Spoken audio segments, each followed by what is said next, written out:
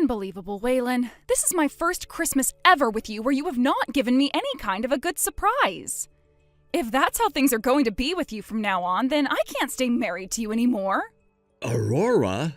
What's going on here? You're talking about wanting a surprise for Christmas? Well, I'm still at work right now, so... I don't want to hear any of your excuses for it. Did you really think that something like this would make me happy? Or did you think that since this is Christmas, you not giving me anything at all as a surprise would be forgiven by me? Absolutely not, Waylon. This right here shows me that you have scammed me in this marriage. How does that mean I scammed you? I'm sorry, but I haven't even had a chance to do anything for you yet, so how could you already be saying I've scammed you? Don't even try to act dumb with me. I have all the evidence I need now, so there's no escaping this. Evidence of what? How could you even have evidence? You're the one that thought that surprising me by saying you were coming out would be a good thing, and set it all up with all sorts of evidence just laying around. So why are you asking me about it now? I have literally no idea what you're going on about right now, Aurora. What do you mean I surprised you by coming out, huh? Did you really think something as bad as that wasn't going to make me upset? All I wanted was a surprise from you with a gift I'd always been wanting, but this? And I'm saying that I haven't even been home to do anything yet. Until you come to me and apologize for what you've done today, I'm going back to my parents' house. Huh? And until you're here at my feet begging for my forgiveness, I won't be responding to you. Bye-bye. Matt, I have wonderful news for you. You again, Aurora? What do you have to tell me? I thought you were going to be spending the holidays over at your house with your husband, right? Yes, and that was what I was supposed to be doing. But he came out of the closet with something crazy. What? What all happened there? I have something I need to show you right now, so I'm going to make my way over to your place, all right? What? You want to come over here right now? Your wife left the house 2 days ago and will be gone for some time, right? Even though it's Christmas and the time of year when she should be at home with you. That's true. She told me her mother had a bad fall and ended up breaking her pelvis. So, for the next 1 to 2 months, she's going back to be with them in order to take care of her mother. Well, that's the excuse she gave to me anyway, but I know that she's really heading out to see another man and stay with him for a while at a hotel. Well, that's lucky for you and I then. Now, we have plenty of time to show just how much we love one another, and we can do it with freedom inside your place. Absolutely right. So, would it be all right if I came over to your house right now? Of course, get your cute little behind over here. I'm going to be bringing over some dinner for us to have, and then after that, you need to show me who's boss. I hope it's gonna be pizza, because eating one of those will give me enough energy to last all night.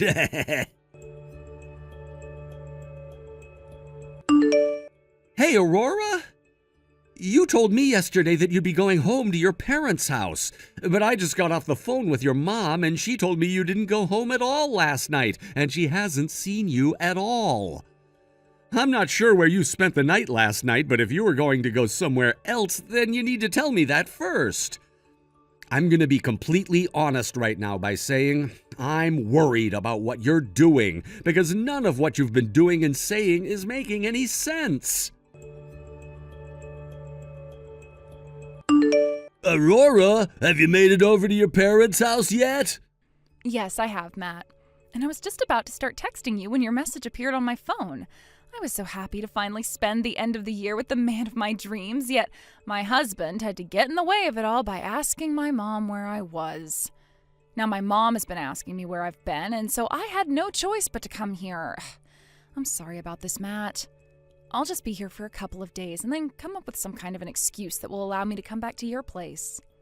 I see. It's gonna be lonely here, but I'll be waiting. I have to say, I'm really surprised. Who knew that your husband would end up being infertile and unable to make you pregnant with any babies? I was shocked to hear about that as well. And the crazy thing is, he married me always saying that he wanted to have kids as soon as possible. Yet in reality, he can't even get me pregnant. Who knew there would have been something wrong with his balls? Damn, that sounds to me like he tricked you into marrying him. I get that there are people who are unable to make babies, but the fact that he never told you anything about it until after you guys got married is a complete scam. Right? That's what I was saying to him. How dare he come out of the closet around Christmas with the surprise of telling me he's infertile? Well, anyway, I've noticed something really awesome about all of this. What? What have you realized? My husband hid the fact that he's infertile from me so that I'd become his wife, right? That right there is more than enough reason for me to get a divorce from him, whether he wants one or not. All right, okay. And if I'm already able to get a divorce without needing his approval, do you know what else I could do? What? I could get a settlement as well. Oh. And if by some chance he was able to find out about my relationship with you, I'll tell him it was my way of getting back at him for scamming me into marrying him. I won't be able to get a settlement from him, but I'll at least be able to still get the divorce and say goodbye to him forever, right? Understood. And now that I'm thinking about it, I know that my wife has been cheating on me as well. I think that would mean I could do the same thing as you and say that I started having a relationship with you as a way of leveling the playing field, and I could also get a divorce. And no matter what happens, we both know that we have the law on our side, right? We sure do. I want time to fly by so that I can get back over to your place right now. I want to see you again as soon as possible, too. Aurora, for a little bit now I've been talking with both of your parents about you. They told me that you came back home for a little bit, but after a few days of spending time with them, you left their house again. And they told me that you told them you're at your friend's house right now. And that friend of yours, they're a man, right? Actually, the place that you've been leaving and entering a lot recently is close by to my friend's house as well. And they just so happen to know what you look like. So they were able to tell that you were up to no good and started to take lots of pictures and videos of you going in and out of that house. Sometimes alone and sometimes with that man. My friend has also told me the man is married. Is that right?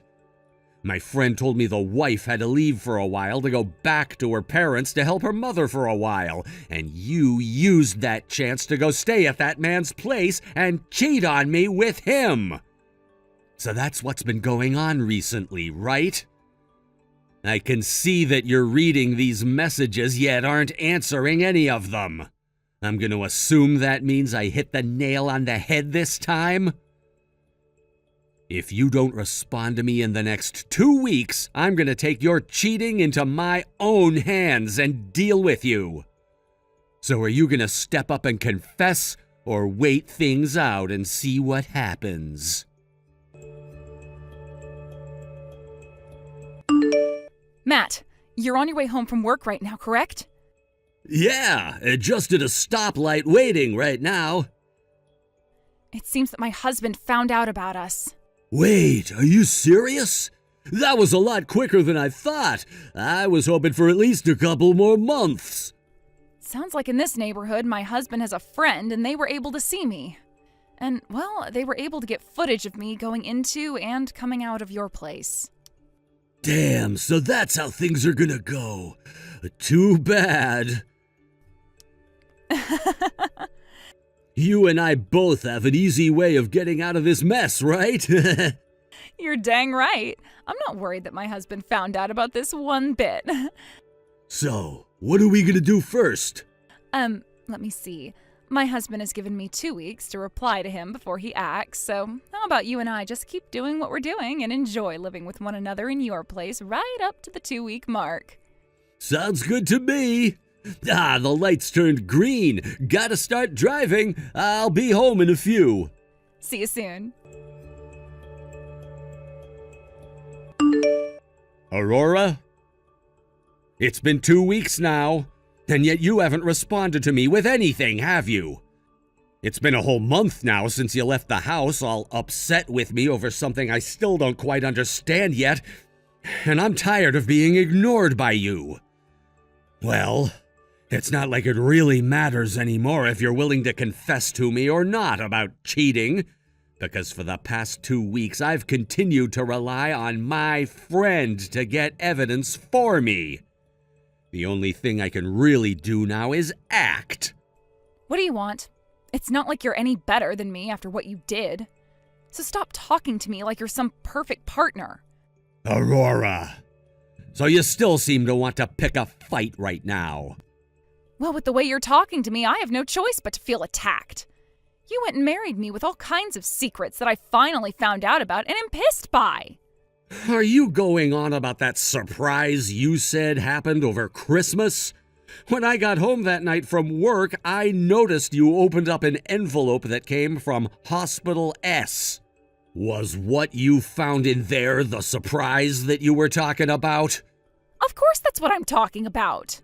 So you saw the paperwork stating that there was a case of infertility. So you're finally going to open up to me about it now, huh? Who knew that you were hiding such a dark and twisted secret from me? You told me all about how you wanted to have kids, and that's why I chose to marry you.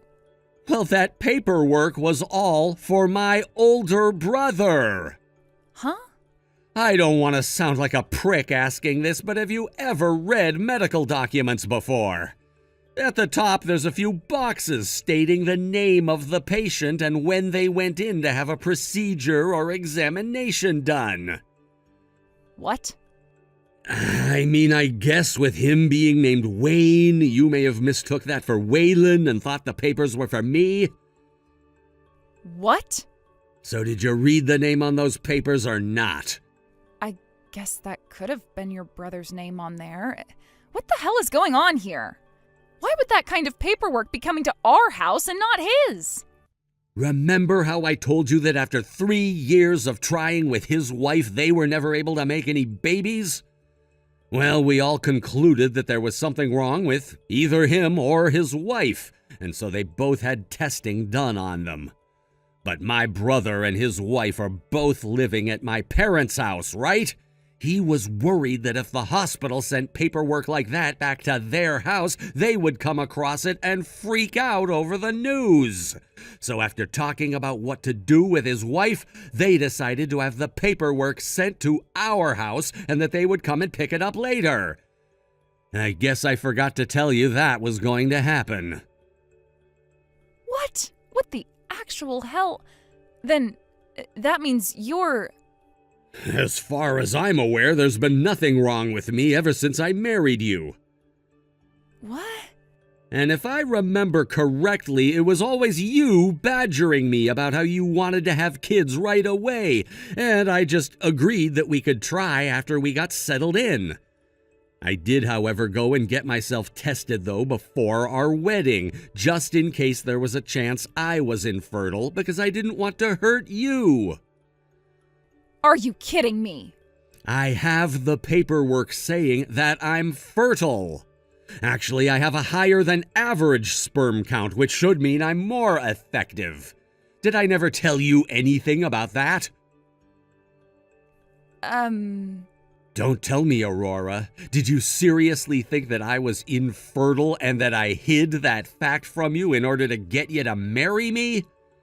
That must be why this whole time you've been talking to me with such a terrible attitude and have acted like I'm the one to blame for everything now.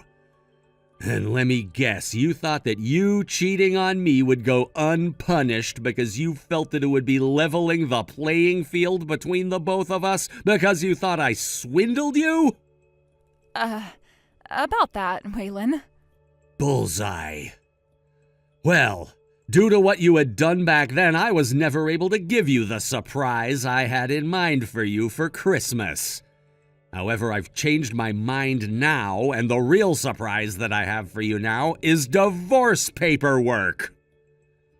Hold on a second, Waylon. Later on, I'll be going to see my lawyer, so please do a very good job at filling all your parts out. I would hate to have to do everything all over again and see you once more. And by the way, you're going to have to pay me a settlement now, so don't try avoiding that. Now I'm getting out of here. Goodbye forever, you bitch. What? Hold on. What do you mean forever? Are you serious right now? No way.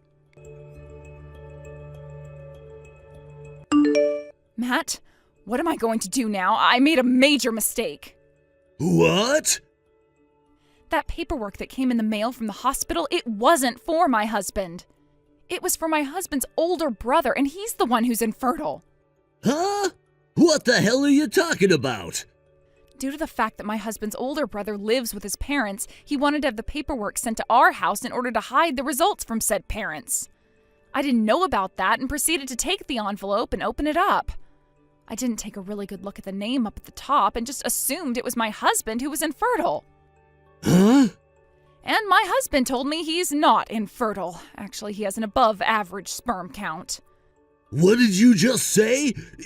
So in other words, what you're saying is that we're actually completely screwed here. And now that your husband knows you've been cheating on him, he'll be able to get settlements from the both of us? He already knows everything. What the actual hell were you thinking, you dumbass? But listen, even if my husband is going to ask for some money from us, it's not like your wife can do anything since you know she's been cheating on you, right? I think as long as we play things safe, we'll only have to give up half our money. About that actually, What? Matt, what? My wife leaving the house to go back to her parents' house? She wasn't lying to me about that after all. Huh? I believed my close friend who told me that she was cheating on me. That's why I made my move with you. But after talking with my friend a few weeks later, he told me he mistook my wife being with another man, and that the man was just her father. What? She was just out with her father at the time, helping him go shopping for food and some other things. Huh? What the hell is wrong with you, man? What the hell were you doing believing such a stupid mistake? Matt, we are so frickin' screwed now that it's not even funny. Why are you yelling at me? You're the one that messed up thinking that your husband was infertile because you couldn't read a simple name. Now we're both going to have to pay him as well. At least my wife hasn't found out about us yet, so as long as things stay that way, we won't have to pay her. But you let your husband find out about this. But what if your wife does find out? You at least have a job and can pay off 2 settlements, but I've been a housewife all this time. How am I supposed to pay for everything?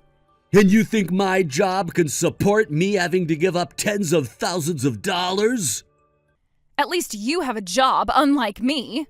Well, I don't have the money to pay for you, so stay away from me. You figure out how to pay off your settlements from them yourself. I'm not here to be your bank.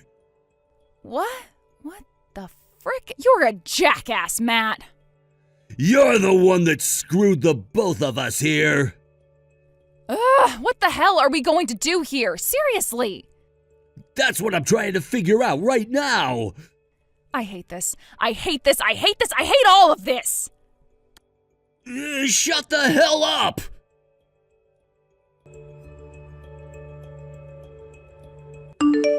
A few days later, with the help of my lawyer, I was able to get settlements from the both of them. And of course, I made sure to get in touch with that guy Matt's wife, and the both of us went to them asking for settlements at the same time in order to crush them. When I first told her about what had been happening, she had no clue her husband had been cheating on her and was in complete shock and denial at first. But after showing her all the evidence that I had, there was no denying that it was her house Aurora was going into, and that was her husband with my wife. When she had finally calmed down, I allowed her to talk with my lawyer and use the evidence I had for her divorce. Some may say it was wrong of me to have waited a whole month without ever talking to my wife about any of what happened, but at the same time, it wasn't me who was ignoring the other. But thanks to that, the amount of evidence that I had really helped me win this case. And after I got all my money from both Aurora and Matt, I was able to finish the divorce. There's no need saying this, but those two ended up getting in a lot of debt in order to pay everything off. And I'm sure that's gonna hurt Aurora a whole lot more than Matt. Those two also lost a lot of their friends and family after word spread around about what had happened. And with nobody to rely on for support, they both moved into a very run-down apartment to start their new life together. Said life is filled with things like fighting and ignoring one another, but if that was really the life those two wanted to have after cheating on their significant others, then by all means I hope they're happy arguing all the time. And we should leave them to it. Thank you for watching and listening. We hope you enjoyed the video. Don't forget to like this video and subscribe. Also, feel free to leave a comment about what you thought of the story. We look forward to seeing you at the next story. Thank you for watching. Please subscribe and hit the like button. See you next time.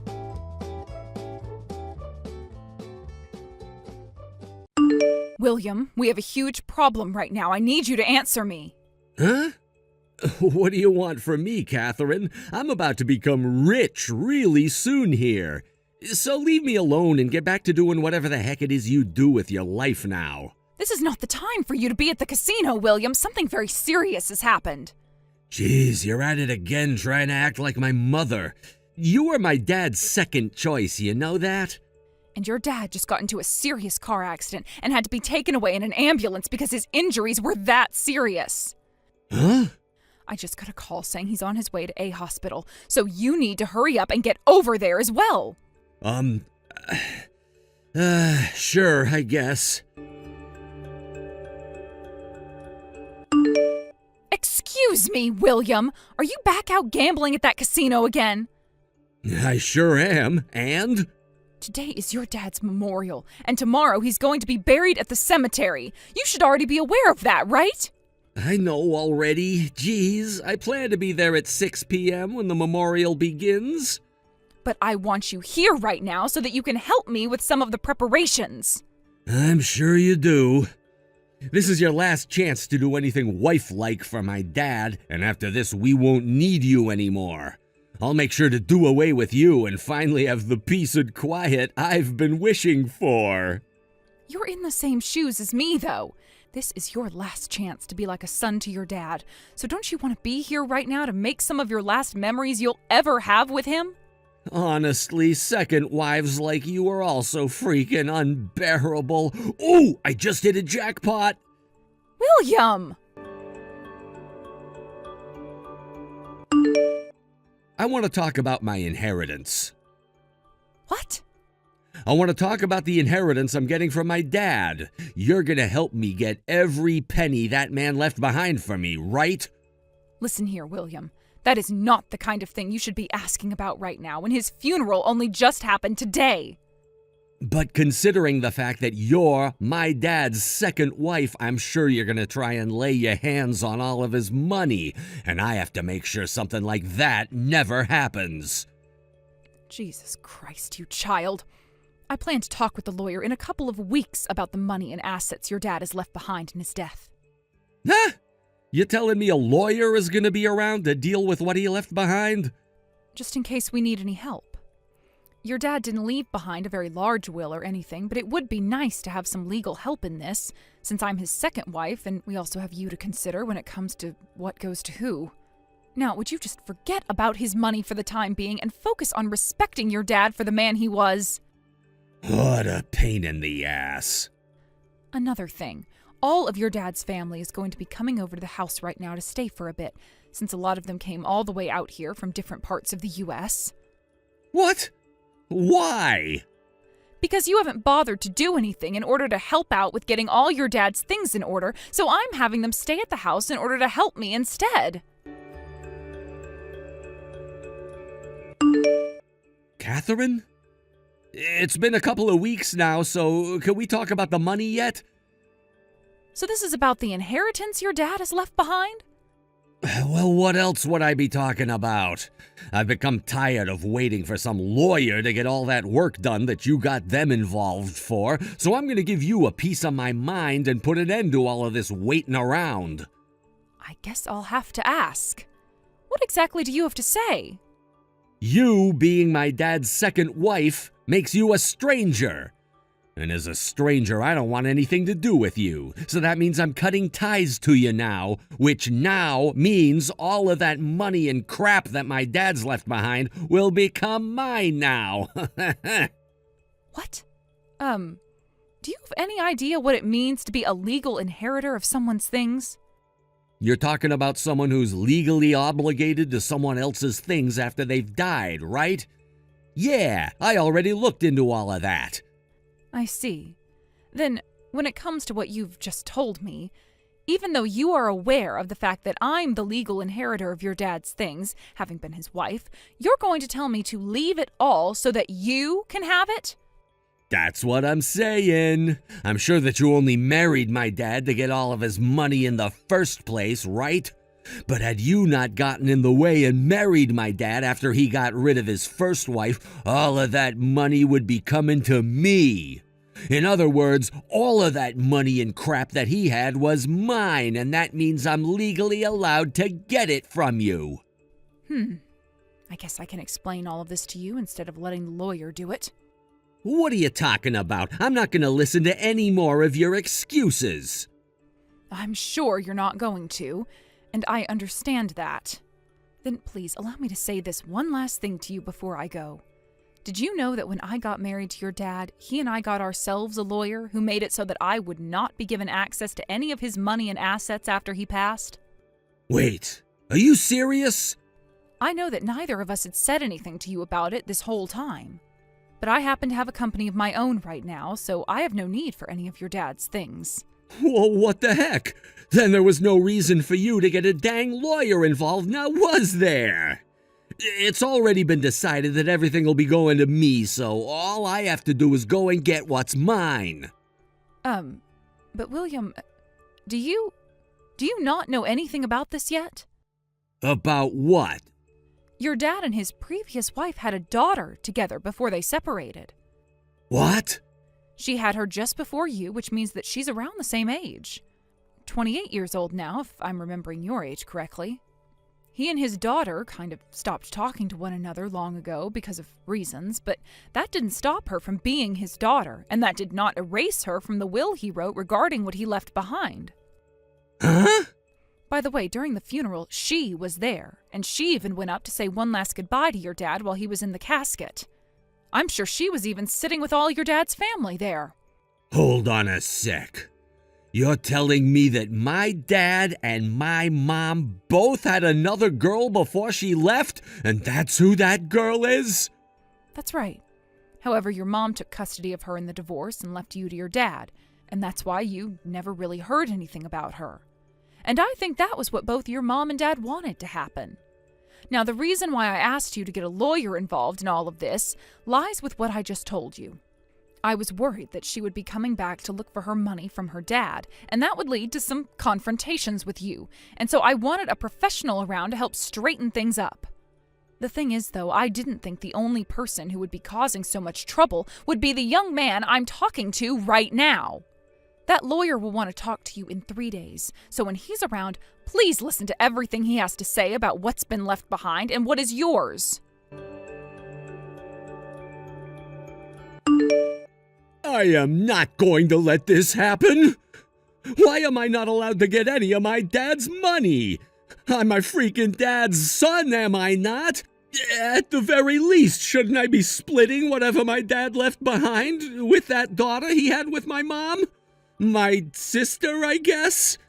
Why the hell is it only her getting all of my dad's things now?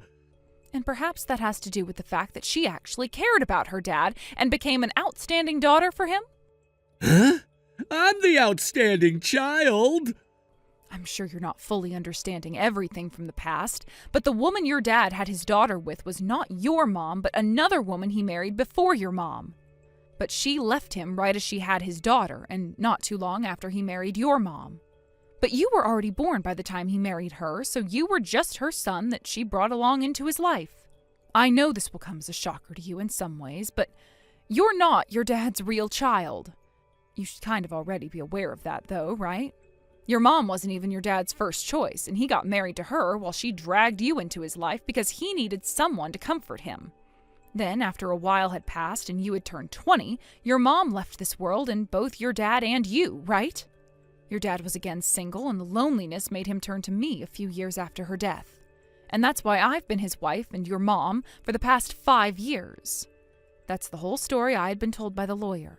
Does all of that sound correct to you? That's all spot on, but I know all of that. But I know that my dad chose to marry my mom after his first wife left him. Which means he should be totally fine with me getting all of his inheritance as his son, right? What? What? William, your dad never legally adopted you as his own son, right? What? I guess not. I remember hearing things about how he never wanted to have custody of me as his child and wanted my mom to always care for me. Something like that. But what does that have to do with anything? As far as I'm aware, it means nothing now. Do you think that just because your mom married him, you would be getting all of your dad's inheritance after he passed away? Huh? This is something else that the lawyer explained to me. When you went and first talked with him about the inheritance and who would be getting it, you were so shocked by what he said that you didn't even bother to listen to the second half of the explanation. Is that true? I guess he's right. After he told me I wasn't getting a penny, I don't remember anything. It's all just really vague now. To put all of what the lawyer said into simple terms, because your dad did not legally adopt you as his son, that means you don't get access to any of his money. Are you freaking kidding me? So give up on it now. I'm sure you don't want to accept any of this, but you can't continue acting like a spoiled child at your age. But if I don't get that money, I'll be screwed. And how would you be screwed if you didn't get his money? I'm in debt. Really? Thinking that I'd be getting all of my dad's money, I started to have a field day at the casino, betting on all kinds of games and playing all kinds of machines. I borrowed a lot of money to do so, but everything I bet on and all the machines that I played, I lost. I have to do something about all of this debt before the end of the month, or else I'm gonna be royally screwed. Seriously? The end of the month is really soon. What the hell have you done, William? But come on! I'm going to find myself a temporary place until I can calm down, and I'm having all of my things moved into there. What? I'm afraid you will try and take my money soon in order to pay off your debts, so I need to get away from you. Wait a second. What about the house and food? Not my problem anymore. Listen here, Catherine. After taking some time to think this all through, things are a lot more simple than I had first thought. All I have to do now is have you adopt me as your child and be taken care of by you. What the hell? Catherine, you run your own company now, right? In other words, that means you have plenty of money just sitting around waiting to be used. Also, you don't happen to have any children yet, right? So that means as long as I become your adopted son, I can get access to your inheritance when you're gone, which would mean I can pay off all this debt. Hey, William, you do understand that I'm only in my early 40s right now, right? What? I know that, sure. And you do understand how to get access to someone's inheritance, right? So far, I haven't had any issues with any sort of illness that would reduce my time on this earth any, so you'll be waiting quite a while for any money to be coming from me. The thing is, though, I'm not willing to give you any of my things anyway after I die. Are you really that desperate now that you're trying to act like I'm going to die soon and that you can get my money? Huh? Oh, no, wait, that's not what I meant by that. Well, whatever you say about those comments, I've already gone and made up my mind on who gets my money. And that is going to be my niece, who will not only be getting all my money when I pass away, but also my company and all of its assets. So no matter what you try and do from here on out, you're not going to get your hands on any of my stuff. No way!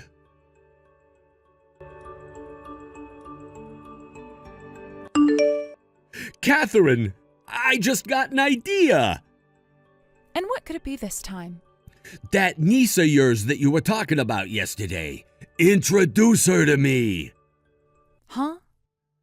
I'm gonna get married to your niece now. Making her my wife would mean that she'd have to help me pay off my debt. And as for this first part of the debt that has to be paid off here soon, I'll just use her savings in order to do so.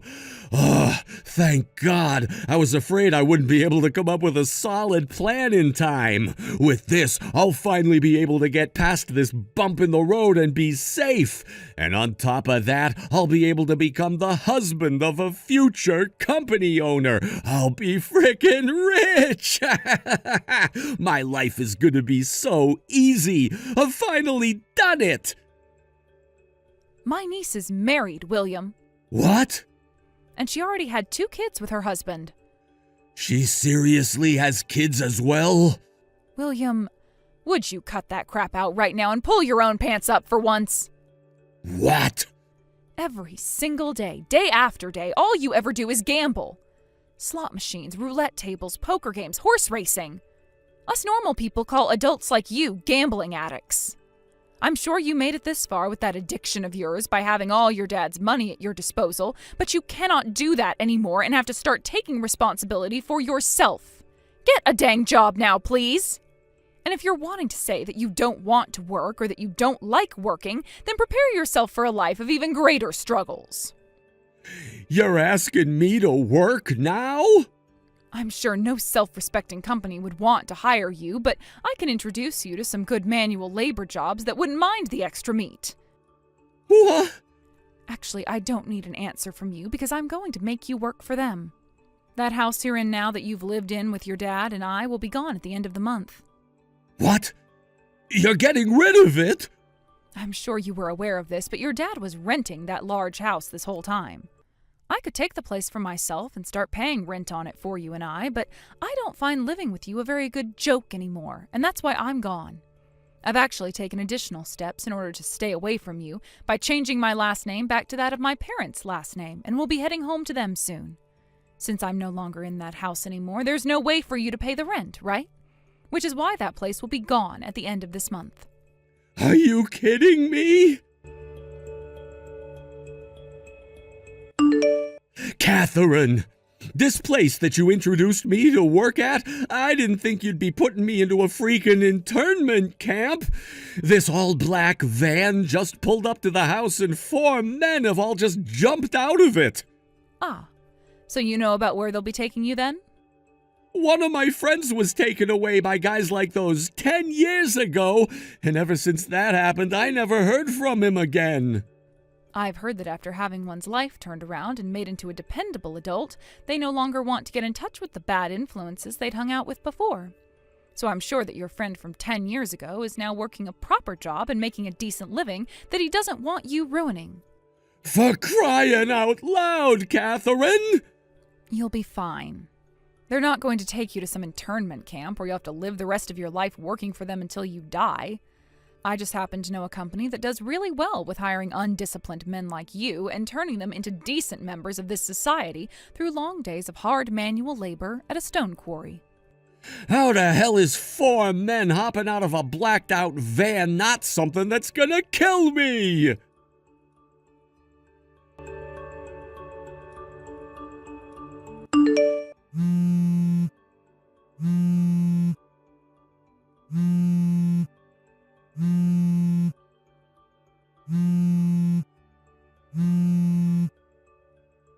Catherine! Hey, I'm in seriously bad trouble now here. I didn't think that having to work all the way out in the middle of nowhere could be this bad, but it is.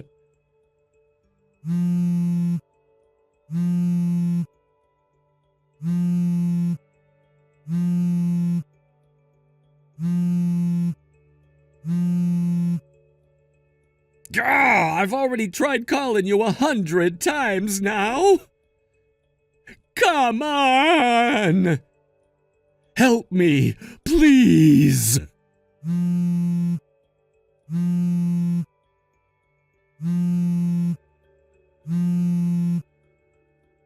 Ah!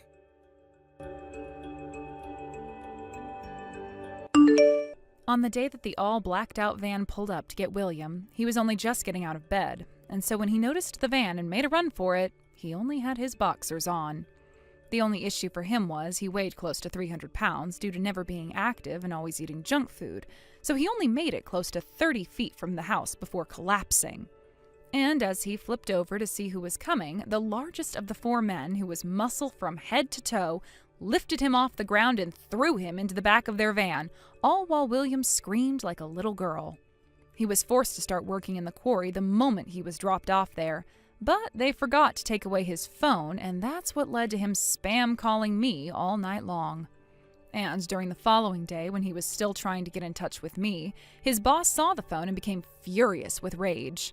As a sort of a side note to all of this, William got himself into $35,000 worth of debt from gambling.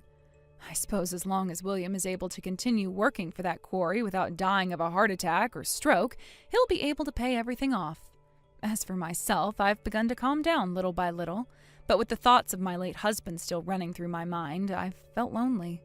But it's only been a few weeks now since his death, so give it a few more days, and I'm sure I'll be ready to get back to my life as a CEO, living it for the both of us. Thank you for watching and listening. We hope you enjoyed the video. Don't forget to like this video and subscribe. Also, feel free to leave a comment about what you thought of the story. We look forward to seeing you at the next story. Thank you for watching. Please subscribe and hit the like button. See you next time.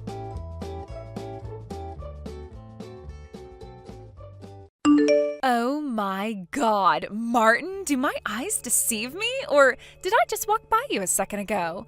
I thought I had a stalker on my hands. Yeah, I had a feeling it was you that I saw. Wait, you're not really stalking me, are you? Considering that 7 whole years have passed since you broke up with me in one of the worst ways imaginable, no, Una. I would sooner go out of my way to avoid you, rather than follow you around. Okay, so then tell me what you're doing in the same luxury hotel that I'm staying in. This is the last place I ever thought I'd bump into my broke loser ex-boyfriend. I bet this place costs more a night than you make in a year. Is that what you did? Did you save up all your money for the last 7 years just to blow it all on a 1 in a million chance to run into me here? I wouldn't put that past you. Poor people have done dumber things with their money.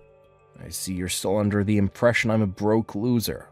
Yeah, well, I mean, you are a broke loser, so... Listen, Una, I told you all this at the time, but let's refresh your memory. The reason I quit my job at the company I'd been with since graduating is because I wanted to get my own company up and running. Yeah, I totally remember that. What's your point? Let me guess, you thought you were finally ready to make the big launch, but then realized you were way in over your head and fell further and further into soul-crushing debt. Am I right? Don't tell me you already declared bankruptcy. I tried searching online for your company's name a while back, and you know what came up? 0 hits. And that's what you are, a zero, a broke loser, like I said. I'm not really sure what you're talking about. My company is the top result when you search for the name. Oh, right. Sure. Well, I hate to break it to you, but I definitely did search for your stupid company's name, and it definitely returned 0 results. So unfortunately, I see through your pathetic lie. And like I said, every single search engine I know of returns my company's homepage as the top result when you search for the name. What site are you using anyway? You sure you're spelling it right? But enough about you. Let's talk about me. Guess what? Last month, I got married to a super rich, high-powered businessman. We're gonna have a ceremony in my husband's hometown, and we came out here to do some planning with his parents. And we thought that since we were coming all the way out here, we might as well stay at the biggest, most luxurious, most expensive hotel in the city. It feels so great to be treated like the princess I am. He's totally different from a certain broke loser ex-boyfriend of mine. I won't name names, though. What a day. I get called out here by a client for a meeting, and no sooner do I get to the hotel than I run into my legendarily narcissistic, veritable comic book villain of an ex-girlfriend in the lobby. I just can't catch a break. I knew it. You're not staying on your own dime. You could never afford a place like this. The CEO of a firm that's one of my biggest clients invited me to come out here for a private gathering. We work together a lot, so we've kind of developed a relationship in our off time as well. A CEO, you say? Sure. I bet it's some failure running a bankrupt company that's just trying to save face by putting you up in a sweet hotel. Careful about ordering too much room service. You might just spend the company's last dime. Losers always stick together, don't they? And here we go again. What's the matter? Did I strike a nerve? Everything I say, no matter what I say, you always find some way to twist it into an insult. Well, I'll give you credit for creativity, though.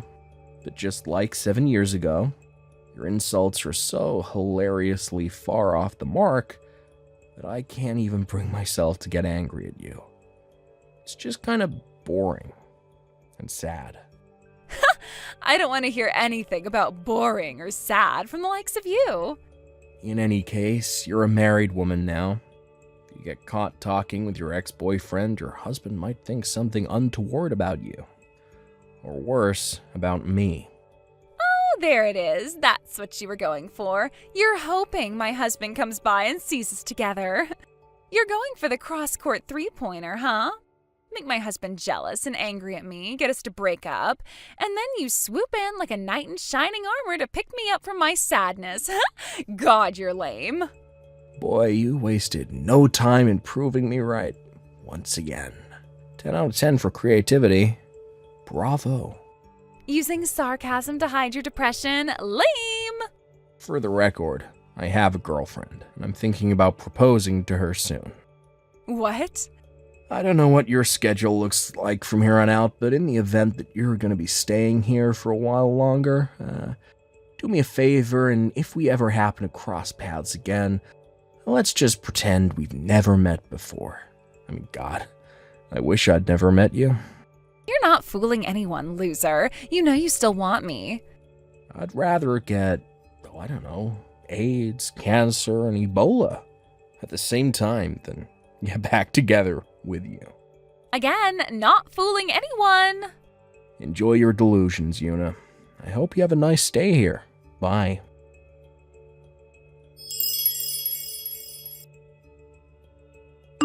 Hey there, Martin. You alright? Huh? Oh, Isaac, it's you. What's up? Nothing serious. There's just something odd that happened downstairs a minute ago. I'd gone down to the lobby to take care of some business, and I'd stopped by the executive lounge to grab a drink before heading back to my room. And while I was there was this woman talking in a bizarrely loud voice. The guy who looked like he was probably her husband. She said she ran into a boyfriend from 7 years ago in the lobby, and when she started talking about where she first met that guy and everything, well, I was pretty sure that she was talking about you. Uh-oh. I thought, I don't know, maybe something bad had gone down with you, so I thought I'd text you. Make sure you're okay. Let me guess. Did this woman use the phrase broke loser a lot? Yeah, like every other sentence. It was kind of weird. I mean, all the other stuff like the university and time frame fits you to a T, but you're not a loser. And you're definitely not broke. That woman has an ability to get lost in her delusions like no one else I've ever met. In fact, the reason we broke up 7 years ago was precisely that. She couldn't get over her own delusions. She even just texted me, just now, to take the opportunity to call me a broke loser 4 times in as many minutes. Wait, you mean your old girlfriend still has your phone number? You didn't block her number? Well, we got a lot of common friends, so it's actually pretty hard for me to completely get rid of her. As for not blocking her, I don't know. I just felt like it would be safer for me to be able to keep tabs on what she's up to. Wow, Well, that's fantastically bad luck for you, man. And there's one more thing I wanted to ask. This ex-girlfriend of yours, do you know who her husband is? No, I don't. As a matter of fact, the first time I heard she was married, when she texted me to lord the fact over me just now, she said that she married a super rich, high-powered businessman, so I figured he must be some kind of big shot. Huh. Okay. Why'd you ask? You got a good look at his face. Anyone you know? Yeah, actually. It's probably been about 3 years or so since I've seen him, but I've definitely met him before. It's just, well, she said he was a high-powered businessman. Yeah. Gosh, shoot, I just saw the time. Look, we're about to be late for the reservation at the hotel diner. Oh, no, we better get going then. We'll continue this conversation over dinner, okay? Sure, sounds fine. I'm on my way.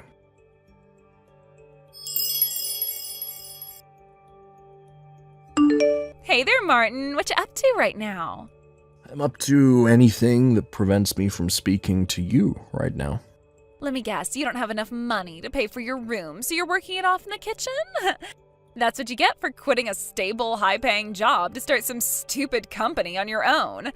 I'd say you're making no more than $20,000 a year right now. Am I right? Who am I kidding? Of course I'm right. What kind of loser makes just 20 grand a year? That's not even poverty wages. That's like third world peasant wages. For the love of God, Una, could you possibly go one day without dragging me into some psychotic fantasy you have? Maybe I can get my husband to give you a job cleaning toilets at his office. Well, speaking of your husband, the CEO I told you about who invited me out here is named Isaac Treywell. You ever heard of him? He tells me he is actually familiar with your husband. Really? Is he the CEO of the company that cleans my husband's office? I'm gonna have to get my husband to change custodian companies. What kind of third-rate businessman doesn't come up and say hello to the people who pay his salary? No, that's not how they know each other. Actually, back before your husband went independent, he used to work at Isaac's company. What? Wait a minute, my husband's old company? But that company was one of the biggest in town. Not just in town, in the whole state. You know the CEO of that company? I told you he was a client. I also heard that your husband is moving back to his old town. Well, that's news to me. Yeah, well, Isaac seemed to know about it. It's a pretty small industry. It wouldn't take much time for news like that to make it from one CEO to another. But that's impossible. My husband's company headquarters is downtown. Well, yeah, for now. But the word on the street is that he's closing that business down and going back to the city he was born in. What? Your husband's town is about 20 minutes from here by car, right? I don't get it. What are you trying to say? Wait, you really don't get it? Oh boy. Don't tell me he actually hasn't told you anything yet.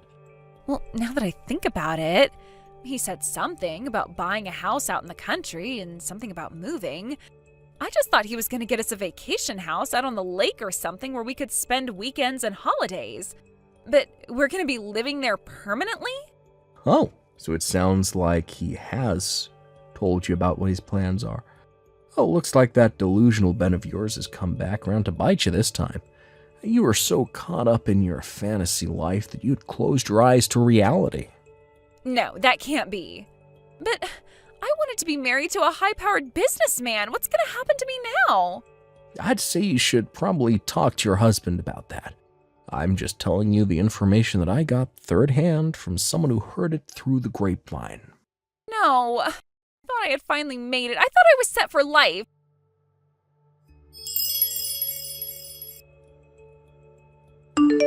Okay, that's it. I'm divorced now. So we can get married anytime, Martin. Huh? After we ran into each other at the hotel, I did a little more digging into you. Turns out you were right. I wasn't spelling your company's name right. Don't know how I managed to get it that wrong, but whatever. That explains why I wasn't getting any hits when I searched for it online.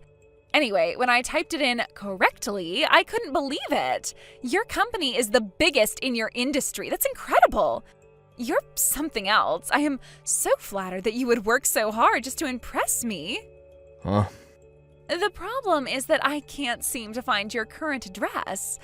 I've got the marriage certificate application all filled out except for that. So you can sign it after you give me a shipping address where I can send all my stuff to. Marriage certificate. Shipping address. That's right. As of today, we're moving in together. So what's your address? Una, I told you this back at the hotel. I'm seeing someone. We're pretty serious. What? We've been living together for 6 months now. In other words, I don't want you coming anywhere near my house. Oh, but come on now. You know that I'm way more of a woman than her, whoever she is. Well, for one, she doesn't fly off into bizarre delusions on a daily basis. And that alone puts her well ahead of you. Martin, you can't trust her. I know her type. All she's after is your wealth and status. She just wants to be married to a super rich, high-powered businessman. Boy, that phrase sounds really familiar. Right? She's a total psychopath. I can tell. Oh yeah? Well, she makes more money than me, though. She does? Remember the CEO I told you about before? Isaac? She's his younger sister. No way.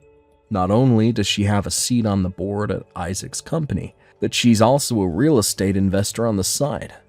Well, compared to her, I'm basically like the nighttime janitor at a convenience store. Wait, seriously? To be perfectly honest with you, I would never, ever be interested in a woman like you, whose only goal in life is to be the bimbo trophy wife of any rich businessman who will take him. No, for me, I prefer a working woman who is intelligent, witty, hardworking, and independent, like, my girlfriend. I could never share the rest of my life with anyone but her. She has everything I want. I love her, but more importantly, I respect her, and not just as my girlfriend or as a woman, but as a fellow businessman. Okay, well, in that case, do you think you could introduce me to your friend, Isaac? That's a joke, right? Nope. From what you're saying, it sounds like he's a pretty stand-up guy. He's totally my type. So can you give me his number? Isaac is married. Oh no, really? Yeah, and I've never met anyone who is more devoted to his wife than he is. He also has 2 kids, one in middle school and the other in elementary school. Sorry to say, but you're not going to have any luck with him. Damn it. Isn't there anyone else you can introduce me to? You have to know a bunch of CEOs. One of them has to be single, or at least open-minded. Not a chance. Please. No. Well, okay. That does it. That's all I can take from you. I'm never speaking to you again.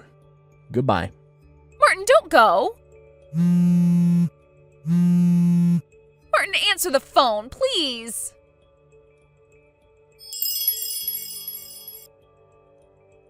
I heard about what happened next from one of our mutual friends. Apparently, Una was so certain that she and I were going to get married that she told her husband that she would pay him off to let her go without a fight.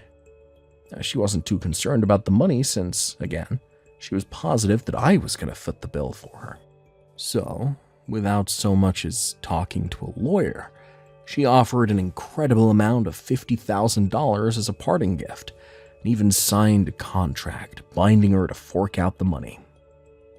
Now, a contract like that is most likely unenforceable in court, and there are probably 1,000,001 ways to get out of it, but I think I'll keep that information to myself. The whole incident really got me thinking.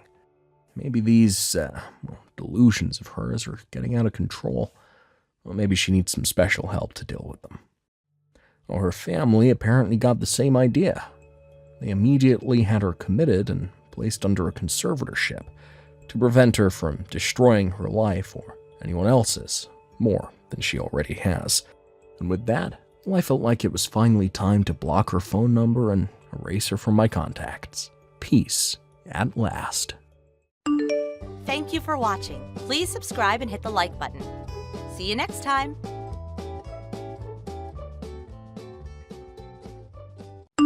Harriet, what's going on? I heard that you and my son won't be coming to our house for Christmas this year. Is that true? Oh, good evening, Dad. Well, yes, it's true. Curtis and I talked about it for a while, and we decided that we would spend Christmas at home this year instead of going over to your place. I don't believe this. Why would you go and do a thing like that? Well, haven't you seen the weather reports? We're supposed to get a once-in-a-decade blizzard on Christmas Eve. A lot of the stores around here are already announcing that they're not going to be open for either the 24th or the 25th out of fear for their employees' safety. It's pretty serious. We just feel like we'd rather not take the risk and go visit you guys on another day instead. I cannot believe what I'm hearing. You think you're worthy of marrying into our family with an attitude like that? I should have known this is what you would be like when you refused to build a duplex with us before you and Curtis got married. Not only that, you had the nerve to continue working after your wedding when you should have quit in order to take care of my son's home for him and give me grandchildren. I am so disappointed in you as a daughter-in-law, Harriet. I don't know what that fool son of mine saw in you. Now you're telling me that you're not going to come to my house on Christmas because of a little bit of snow? It's not like you've never seen the stuff before. Dad? Have you really not noticed how much it bothers Curtis when you say things like that to me? I'm sure he's talked to you about it before and told you to back off. Excuse me?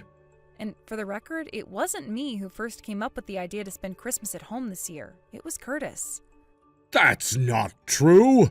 Also, Curtis was the one who first came out against your proposal of building a duplex together, not me. And once again, it was Curtis who encouraged me to keep working at my same job after getting married.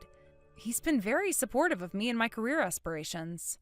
What a load of nonsense! Now, if you'll excuse me, I'm actually out of town on business at the moment, so I'll be taking my leave.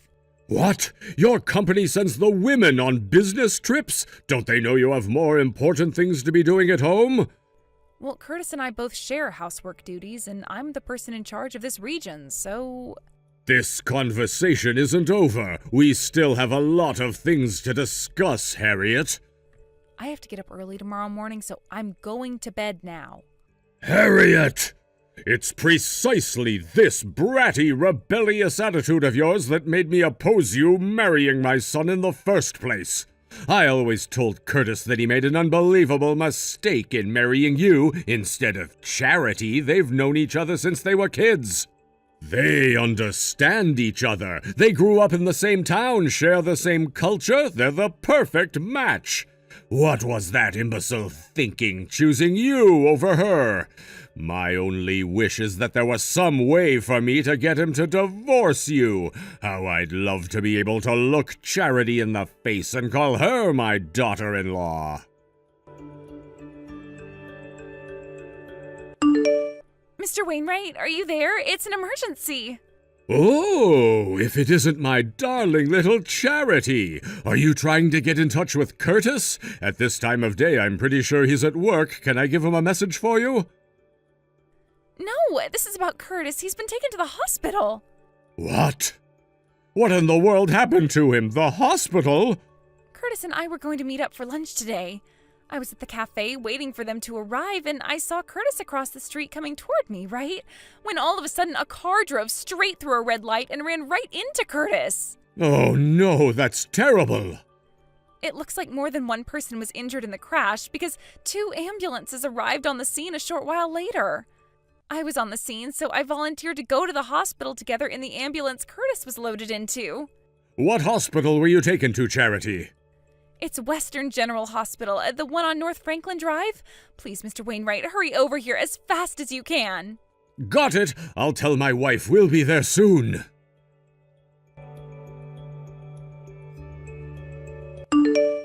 Harriet, what do you think you're doing? Exactly when are you planning on coming to see Curtis at the hospital? In all the time he's been here, you haven't come by to see him one single solitary time. Have you no shame? Don't you feel any responsibility to be here with him? Let me state this as simply as possible. Your husband is in the hospital, Harriet, and you, his wife, have not come by to see him a single time. Are you insane? Not only haven't you come by, you haven't even tried to contact him. He could have died for all you know. Oh, but not to worry. While you've been shirking your responsibilities as the wife of my son, Charity, a superior woman to you in every way imaginable, has been coming down here almost every day to visit him and check up on his condition. Every day that goes by, you make me more and more convinced that I'm right. Charity would make a far better wife for Curtis than you ever could. Hello there, Charity. I'm terribly sorry to have shouldered you with the burden of looking after Curtis for us. The restaurant we run is very small. There's only my wife, myself, and a few part-time staffers. If we're not there to handle things, then we'd have to shut it down, and we obviously can't do that. If our restaurant were a bit closer, then we'd at least be able to stop by from time to time, but unfortunately we're on the opposite side of town. It's fine, Mr. Wainwright. Don't worry about it. After all, I'd do anything to be able to spend more time with Curtis. This is like a dream come true. I'm glad to hear that. You know, Charity, you really are one fine young woman. Generous, caring, self-sacrificing. Nothing at all like that heartless, soulless, worthless Harriet. Speaking of Harriet, do you know what's going on with her? As far as I can tell, she hasn't even come by the hospital once to see him. I thought that was the case. I can't even get in touch with her. She won't answer texts or calls. Her parents have already passed away, and I don't know the contact information of any of her other family members, so the only thing I can do is wait for her to respond. There's no other way for us to figure out exactly what the hell she's doing. But since she's his wife, I assume she's his emergency contact, so there's no way she doesn't know about his accident. Seriously, what is wrong with that girl? You know what I think? I think she's using this as an opportunity to do what she's always wanted to do, but couldn't because Curtis was around. You know what I mean? What? Curtis is so ridiculously trusting of her. No matter how many times I try to tell him about her, he's just like, no way, Harriet's not like that. She would never do that to me. It's pathetic. I mean, think about it. Not only has Harriet not been over here, but she hasn't even gone back to their house yet all this time. Wait, really? You're sure? Wow, I should have expected that was the case, but to hear that it's actually true is too sad to bear. Don't you think it's time we made our move and got them to divorce? I mean, it pains me so much to see Curtis pining after such an unfaithful wife. Yes, Charity, you're exactly right. The time has come. It's time that my son got the wife he deserves. You! Hello, Harriet. I'm writing to let you know that I've talked it over with my wife, and we've decided that you do not deserve to be married to our son. Not only have you not come to the hospital for the entire time he's been hospitalized, you're off doing who knows what in who knows where, and haven't even been back to your house. Furthermore, you have yet to respond to or even read a single one of my messages. As such, we have determined that the only way forward is for you to leave. You're going to divorce my son as soon as possible. Hello to you too, Dad. I'm sorry it's taken me so long to get back to you. There you are. I suppose once I brought the D word into the picture, you realized I meant business. But you're too late, Harriet. There's no changing my mind now. My decision is final. Let's back up a bit, shall we? First order of business. I've been staying in the exact same hospital as Curtis this entire time. What? Wait just one moment. What do you mean you've been staying at the hospital? As in you've been renting a room nearby? No, I mean I've been hospitalized. I was the other person injured in the crash involving Curtis. And the driver who ran a stoplight? You were? It looks like you're under a massive misunderstanding, so allow me to explain things from the beginning in the simplest terms possible. First, I was in the intensive care unit for the first few days of my time in the hospital. I've been cleared to leave the ICU and am now in a regular room, so I was finally able to get my phone repaired recently, which was heavily damaged in the crash. It just came back to me yesterday, but I suffered some serious injuries to my hands, so I haven't been able to type by myself. The messages that are being sent to you right now are being written by a friend of mine who came to see me today, as that's the only way I would be able to reply to you. But that doesn't make any sense. If you've been here this whole time, why hasn't Curtis said anything about it? He's had ample opportunity. Yes, well, there's a very, very good reason for that. Charity, who's been clinging on to Curtis like a fly in molasses since the time we were dating and sees me as her mortal enemy, has been in the room with him every day and practically never leaves his side. What? Charity? It also seems as though she's invited herself to stay at our home while she's here. If she knew that I was here at the same hospital, there is no telling what she might try to do to me in my current state. So he thought it would be best for me to just keep quiet about it. I asked the doctors to transfer me to a different hospital to avoid this problem, but they said there was no way they would be able to safely transfer me in my condition. So we went with Plan B. I asked the doctors to instead transfer me to a private room within the hospital and leave a standing order to refuse visitors without express permission from me. That's... By the way, the only reason I'm able to reveal this all to you right now is because Charity's parents have also arrived and they're keeping tabs on her for me. What? Her parents? I understand that Charity, when Charity told you about the accident, she told you that another driver ran a red light and struck Curtis as he was walking, is that right? But that's not what really happened. No, the truth is that while Curtis was waiting for the pedestrian stoplight to turn green, he was pushed from behind into the road, and that's when he was hit by that car. So the car wasn't at fault at all, it was the person who pushed him. What? You mean someone was essentially trying to murder Curtis? Who was it? Who's responsible for this? I'll see to it personally that they're brought to justice. It was Charity. Charity? In her defense, it seems that she was just so happy to see Curtis that she started sprinting towards him, and when she wasn't able to hit the brakes, she rammed right into him. Charity's on the small side, but an adult running at that rate of speed was enough to push Curtis off balance, so he fell face first into the road. That's unbelievable! There's more. I was actually with Curtis at the time of the accident. Oh? And because we were holding hands when Charity pushed him, I got pulled into the road right alongside him. I don't think what happens next needs any explanation, so I'll just skip that part. Yes, I think I get the picture. As for what happens next, I'll have to talk with Curtis about the details, but we're planning to file a police report. A police report? You mean you're pressing charges? We've been contacted by multiple witnesses who were there the day of the accident, so there's really no escaping this for Charity. She's the one responsible for what happened to us. I see. That's all the time I have to speak to you today. What? What's going on? Nothing, it's just that the friend who's typing these messages for me has to go to work tomorrow morning, so she's going home now. My intention was only to clear up any misconceptions you may have had about what really happened. We can discuss the more minor details at a later time, so we'll have to continue this conversation another day. Good night. Charity, I just spoke to Harriet. She told me about what really happened. If your parents are taking charge of you, I suppose you won't be able to respond to any of my messages. I can't believe it. It wasn't a car running a red light. You just rammed into Curtis so hard that he fell right into the road.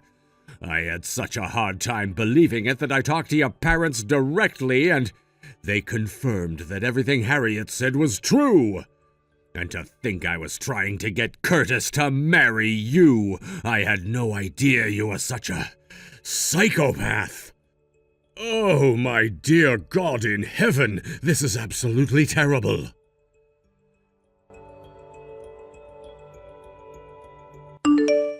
Harriet, what's the meaning of this? Curtis said he's going to legally change his last name to yours? He even sent us a letter declaring that he no longer wants to have anything to do with us. He's disowning us as his parents. Please, Harriet, I'm begging you, you've got to talk to him. Do something about this. Talk some sense into him.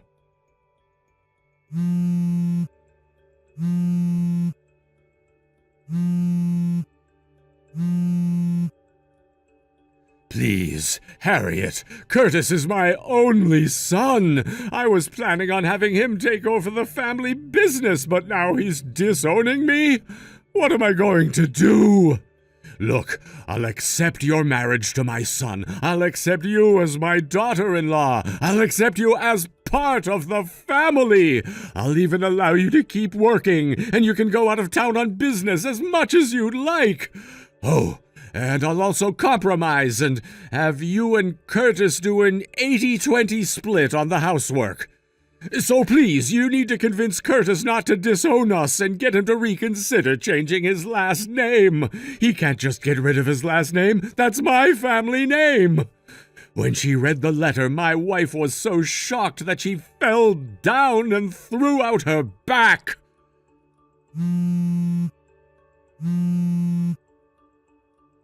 Harriet, answer me, please. I'm begging you.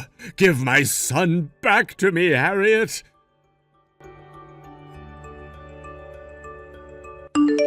Soon after Charity's parents took custody of her, the friend who had been coming to the hospital to check on me stopped by our house to see what state she had left it in. I was not entirely surprised to hear that every single thing that had anything to do with me had been damaged or destroyed entirely. There was more than enough for my friend to realize that we would no longer be safe in our own home, cleaned up the mess, and removed all of our valuables to a safe location. Additionally, she's also arranging for an apartment to live in temporarily until we can find a new house. Now, since Charity obviously has no money of her own, her parents ended up footing the bill for all the money she owed us to repair the damage she caused, as well as moving expenses. As I told my father-in-law, we also submitted a police report and are pressing charges against her for breaking and entering, property damage, assault, and a litany of other crimes. We won't be settling out of court with her under any circumstances. We're seeing to it that she's put away for a very, very long time. A few months after that, Curtis and I were finally released from the hospital.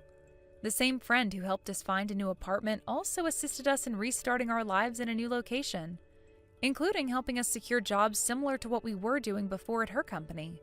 Faced with the unmoving determination of his son to abandon the family business, his father made the heartbreaking decision to simply close down the restaurant that he had worked all his life to build into a successful venture. As for us, however, we finally found peace in our new lives away from all the deeply troubled people in our past. Thank you for watching. Please subscribe and hit the like button. See you next time.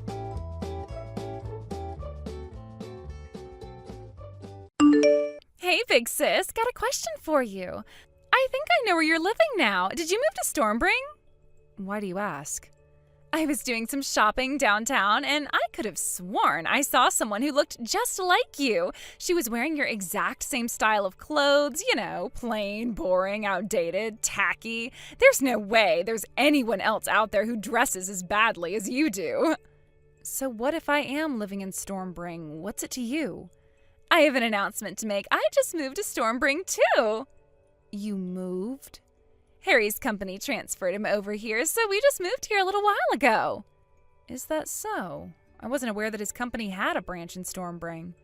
Uh-oh, is this where you try to pry more information out of me? About what? About what Harry, the man who left you because you were a useless, dried-up, barren old hag and married me, is doing these days. Look, don't even bother trying, Nicole. Harry has completely put you out of his mind. You're nothing to him anymore. He's head over heels in love with me. I can barely keep him off me at night. Jamie, please, it's been 7 years. I have absolutely no interest in him, and I haven't for quite some time now. You're not fooling anyone. What, do you want me to still be pining for him or something? Like, is your affection for Harry only based on your hatred for me? No. He's a total dreamboat. I would love him even if he was never married to you. Good for you.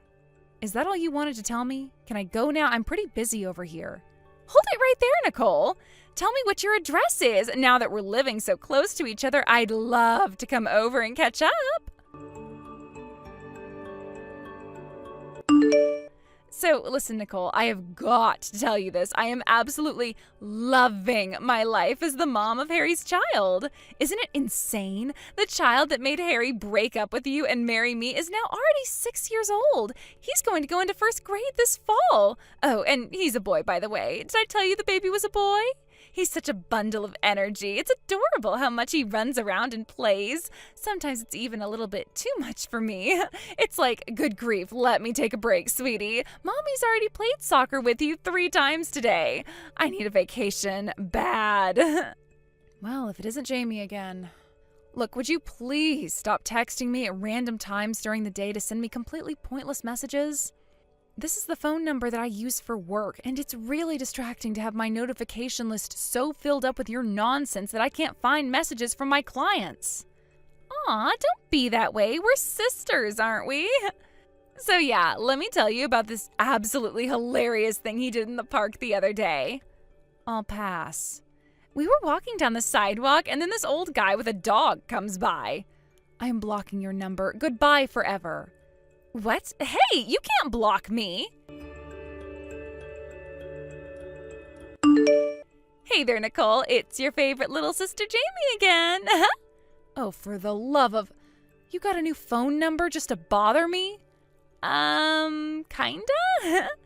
But I mean, since we're living in the same city now and everything, I thought that it would be kind of important to have some way to contact you in the event of an emergency or something. I wouldn't even want you to contact me to warn me of an incoming tornado about to destroy my house. Come on, Nicole, why are you being so stuck up like this? I've been doing nothing but babysit my kid all the time. I didn't have anything fun to do until you came along. I don't want to throw away my new toy just a few days after I got it. I'm a toy to you, huh? Yep, and playing with you is the most fun I've had since you stopped talking to me after I stole your husband. Anyway, like I said, give me your address. It wouldn't do you any good. I don't live in Stormbring. Huh? Whoever you saw downtown the other day, I can tell you for sure that wasn't me, seeing as I've never even set foot in that city in my entire life. You're such a bad liar, Nicole. Do you really expect me to believe that I didn't recognize my own sister? Believe it or not, it's the truth, so... Sorry, sis, but I'm not gonna let you spoil my fun so easily. I finally found you after all these years, so I have a lot of gloating to catch up on. It's whatever. We live in the same city anyway. And since I know what store you shop at, it won't take any time at all for me to track you down by myself.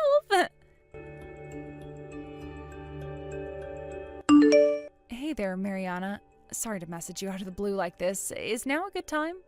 Oh, wow, Nicole, it's so great to hear from you. It's been ages. I've been meaning to contact you myself for a while now, but I assumed you'd been pretty busy. Well, yeah, you assumed correctly.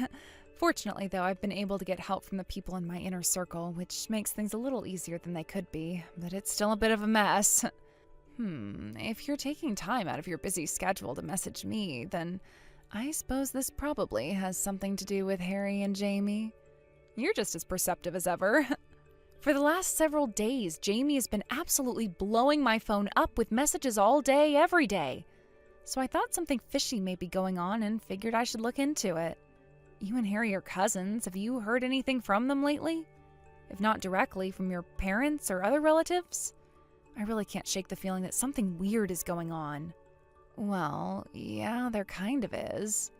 I thought so. Would you mind filling me in? Okay, and to make a long story short, Harry and Jamie got divorced about a month ago. What? Why? You probably heard that Jamie's kid is 6 now, right? Well, it turns out Harry isn't the father. What the? Hold on. This is the 6-year-old kid that resulted in our marriage breaking up 7 years ago, right?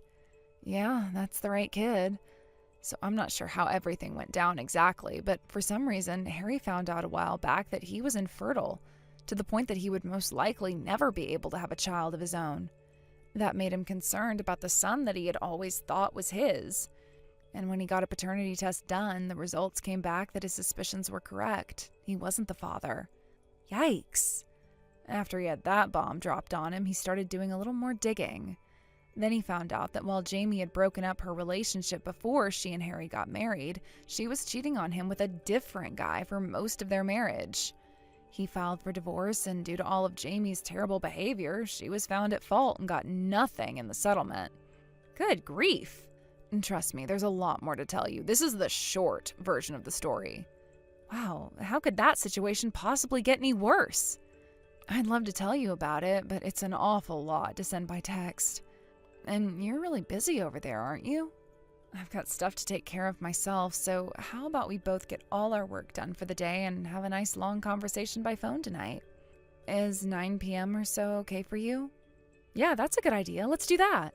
Okay, then I'll give you a call around 9 tonight then. Talk to you later, Nicole. Thanks, Mariana. Talk to you later. Hey, Mariana, thanks for telling me about all of that. Seriously, though, I prepared myself to hear some crazy stories from you, but I still can't believe all of that actually happened. I just hope I told you something that can be useful to you. But what is up with that sister of yours? She never learns her lesson, does she? She actually goes out of her way to specifically avoid learning her lesson. But anyway, it's only going to be a few days. If she doesn't contact me again, then I can just leave it at that. But if she gives me any more crap, then I'm going to give her a piece of my mind and say goodbye to her for good. Hey there, Nicole. Wow, would you believe how much trouble my son has been causing for me today? So my in-laws sent him a new backpack for a present to congratulate him on moving into the first grade. And so he's been grabbing things from all over the house and stuffing them inside. Silverware, plates, my cell phone, car keys. I know. I should just be glad that he's strong and healthy, but it's still really exhausting. Sounds terrible.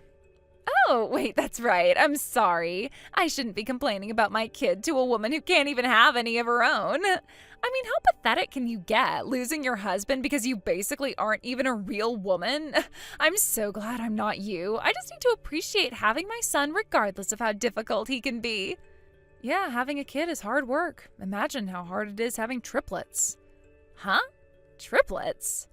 I don't want to keep this conversation going any longer than necessary, so I won't beat around the bush. I got remarried 4 years ago. What? Oh, so you mean your husband had triplets from a previous marriage? Nope, they're mine. I gave birth to them. What? Let me tell you, having triplets is not just 3 times the work and cost of having one. It's way more than that. Fortunately, we were able to get by on just my husband's income, so I'm managing to make things work by staying home full-time and having friends, neighbors, and family give me a hand when I can. So, yeah, I definitely feel for you and how much work you have to do to take care of your son. But that's impossible. You're infertile. How do you have triplets? It's quite simple, actually. I was never actually infertile in the first place. What? But hold on. Harry divorced you because you've been trying for 3 years to get pregnant, but you never succeeded. You can't have babies. You're infertile. Then when I was able to give Harry the child he always wanted, he married me.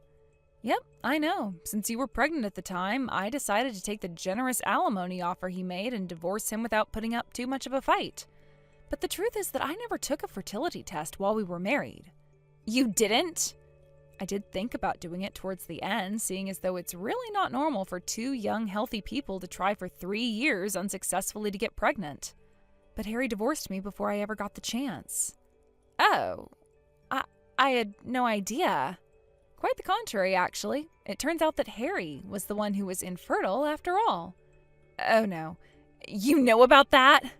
Not at the time, no. I only learned that a little while ago. But how did you know? He never talks to you, so how would you get your hands on that information?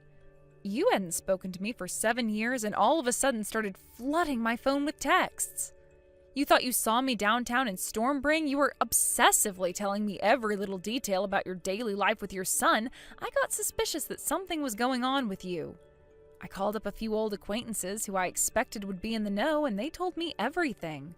From the fact that Harry found out he was infertile to you guys getting divorced and much, much more very interesting information. Then this person told you about my son, too. Oh, yeah, I heard all about that. Both that the boy wasn't actually Harry's son and that your ex-boyfriend, his real father, took custody away from you the other day.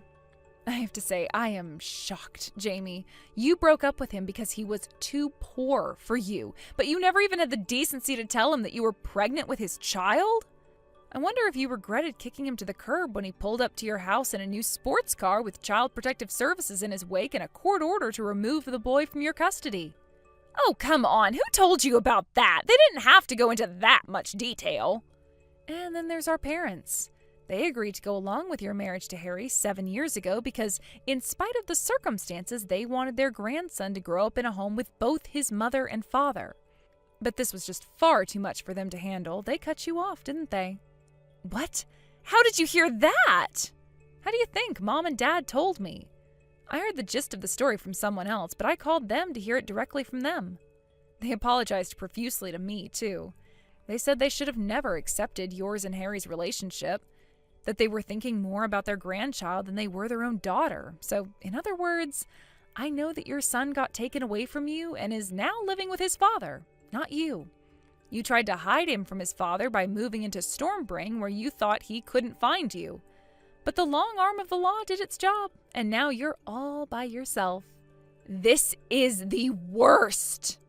You know everything, even all the minor details I really didn't want you to know.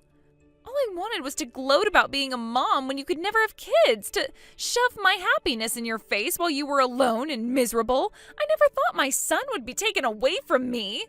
And not to mention, you have triplets? What on earth is going on here? Everything is all topsy-turvy. So you have your big happy family and I'm alone with a massive amount of debt from Harry divorcing me? And all of it is 100% your own fault. It hurts, doesn't it? Stop mocking me! Hey, where are you? Why aren't you in Stormbring? What? I saw you at the store. You always shop downtown, followed you home, and finally figured out where you lived. But it wasn't you. It was just someone who looked like you. Oh yeah, you mean that woman that you saw and thought was me a while back? I was pretty clear about it back then. Whoever you saw in that store was not me. And again, I do not live in Stormbring. I've never even been there. Then where are you? If your husband is making enough to support 3 kids on 1 income, then you've got more than enough to help out your own little sister. I am behind on rent and utilities, plus I also have some payments to make on my legal bills from the divorce proceedings. So you're gonna have to lend me some money. What? No way. Why not? Okay, really? I should not have to explain that to you at this point. After everything you've done? Ugh. Nicole, I am completely on my own. I have nothing, no one. Sounds like a good opportunity to me. Huh? Opportunity? A good opportunity for you to turn your life around. Up until now, you've always been leeching off of other people's money in order to get by. Now that you have no one to help you, you'll finally have the chance to learn how to take care of yourself for once in your life. You can't talk to me like that. You're my sister. Now tell me where you live so I can stay with you. I'm just about to live in the sky for a while. You what? The sky? And then tomorrow I'll be living on the ocean. What the? Huh? What are you talking about? I'm going on a cruise, you idiot. We're taking an airplane to the port, then going on a 2-week luxury cruise on the ocean. No way! About to board. Good luck with the debt collectors, Jamie. Nicole, wait, don't go. Take me with you. With nowhere else to go and no one else to turn to, Jamie went to the only person in the world who she had a chance at being able to rely on, her ex-boyfriend, the father of her son. She put on some extra revealing clothes and expensive perfume and marched her way right up to his front door. But when she knocked and the door opened, it was not her ex-boyfriend, but some old man she had never met in boxers and a white t-shirt. Now, most people would simply apologize for showing up at the wrong house if something like that were to happen, but what did Jamie do? She screamed at the top of her lungs. As a result, rather than having a conversation with her ex-boyfriend about getting back together, she had a conversation with the police about disturbing the peace. Unbeknownst to her, the ex-boyfriend had already gotten married to someone else and moved out of his old house. Fortunately for her, since she hadn't committed any chargeable crime, the police let her off with just a warning. Fearing that she would soon get herself into even more financial or legal trouble if they didn't do something, our parents decided to take drastic measures. They enrolled her in a re-education camp, changed their phone numbers, and sold their house. Will this re-education camp finally fix whatever is broken inside my sister? I'm doubtful, but I suppose it couldn't possibly make her any worse. Thank you for watching. Please subscribe and hit the like button. See you next time.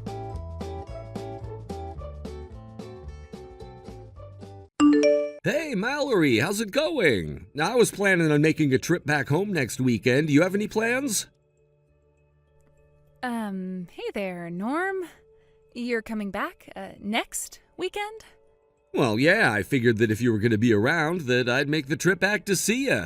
I'm only asking because you go on a ton of trips with your friends. It seems like you're gone every other weekend. There wouldn't be any point in me coming back if you weren't going to be around, so I wanted to make sure you weren't going anywhere before I made any reservations or took any time off of work. Oh, well, I'm sorry, Norm. But you know me, I'm going on another trip next weekend. My friends and I are going to the usual rental house by the lake. Oh, okay. Thanks for letting me know. Hope you have a good time. I'm sorry, Norm. This is the first time I've heard of you making plans to come home. Nah, it's all right. Don't worry about it. It's just, well, ever since you got transferred out of the state for work, it's been so quiet around the house that I don't really feel like being home if I can avoid it. Hey, you've got nothing to feel bad for, Mallory. I'm glad you found something to keep yourself occupied while I'm away. Like I said, I didn't give you very much advance notice, so don't worry about me. You go and have fun with your friends. Thanks for being so understanding, Norm. Hey, I'm actually at lunch with my friends right now. Is it okay if I put down my phone? I'm sorry to cut you off so suddenly. Oh, you're with them right now? More bad timing by me, I guess. It's no problem. I'll talk to you later, Norm. Hey, Tom, I got a question for you. Go ahead, Norm. I'm all ears. My wife Mallory is going on a vacation next weekend with some friends. You hear anything about that? Ooh, me? Nah, I don't know a thing, bro. Know who she's going with? Whoever it is, it's not me. Ever since I learned she was your wife, I've been keeping our conversations to a bare minimum. Like I only contact her when she contacts me, and whenever she does, I make sure to give you a full report and respond how you tell me to. And even if she tells me that she wants to hang out, I always turn her down, like you told me to. I see. Well then, maybe she's telling the truth and she's going on a trip with her friends. Or perhaps she's got a man other than you. I guess those are the only options. You think so? Look, Tom, really, it's fine. You don't need to feel bad about it anymore. I know that Mallory lied to you and said she was single back when the two of you were dating and you had no idea she was married at all, let alone to me. And now you're even helping me keep tabs on her. I'm really glad to hear you say that, but I still feel really bad about what happened. I told you don't need to apologize anymore. I can tell you're sincere about it. Thanks, dude. That really means a lot to me. I'm gonna have the private detective firm I hired do the digging into this trip she's taking next weekend. All I need you to do for me is to keep up the act and act like you don't know that I know about you guys. Most importantly, don't say anything that would make Mallory suspicious. Leave it to me, boss. I won't let you down again. Hey, Mallory, how's your trip going? Hey, Norm. It's going great. Thanks for asking. Glad to hear it. What are you up to right now? Well, we already got set up in the rental house, so now we're getting ready to have some lunch. And we're going to go down to the beach in a little bit, too. Sounds awesome. Don't have too much fun without me, okay? Sure thing, Norm. I'll remember to hold back a little for you. Hey, Tom, got an update. It's like I thought. Mallory has another guy besides you. You found out who it was? Sure did. Apparently the guy is an old classmate of hers from back in high school. I'll bet anything they met up at their class reunion 6 months ago and have been seeing each other ever since. 6 months ago? But wait a second, that's exactly how long she's been seeing me! And not just that, it's been just 7 months since I got stationed over here for work. My God, that woman didn't even wait a month after her husband left the house to start fooling around with a bunch of guys. We also can't leave out the possibility that she has even more guys on the hook that we just don't know about yet. Holy! Wow, I cannot believe how awful my taste in women is. How many dudes is this chick banging right now? You know, no offense, Norm, sorry, but man, that girl is something else. She deceived me, she deceived you. Chances are she's deceiving this other guy as well, Tom. There's no need for you to feel bad or guilty. We're all her victims. Let's just focus on giving her a taste of her just desserts, all right? Yeah, we're gonna absolutely wreck her, dude. Hey, Tom, do you have a minute? There's something important I need to talk to you about. Oh, Mallory, haven't heard from you in ages. What's up, babe? Well, the thing is, I'm pregnant. What? And, well, there's one more thing that I need to tell you. I know once I say it, you're gonna think I'm the worst woman in the world, but you deserve to know. The truth is, I'm married. I told you I was single, but my husband's just out of town on business. He's been transferred to a branch out of state for the last 3 months. He hasn't been home since he left.